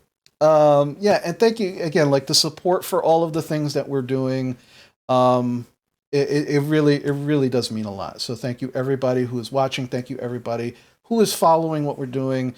And remember, we're going to be continuing the 6-part miniseries on May 17th at 7:30 p.m. And if you are up for more RPG goodness, I do run I run 2 D&D campaigns, one on Wednesdays and one on Thursdays, also at 7:30 p.m. as well. So as we close out for the evening, when we end, we are actually going to be rating someone else and showing them some love. So please show them love as we end out for the evening. And as I always say, please be good to yourself, be good to others, take care of others, and don't forget to take care of yourself. Until we see you next time, take care. Bye.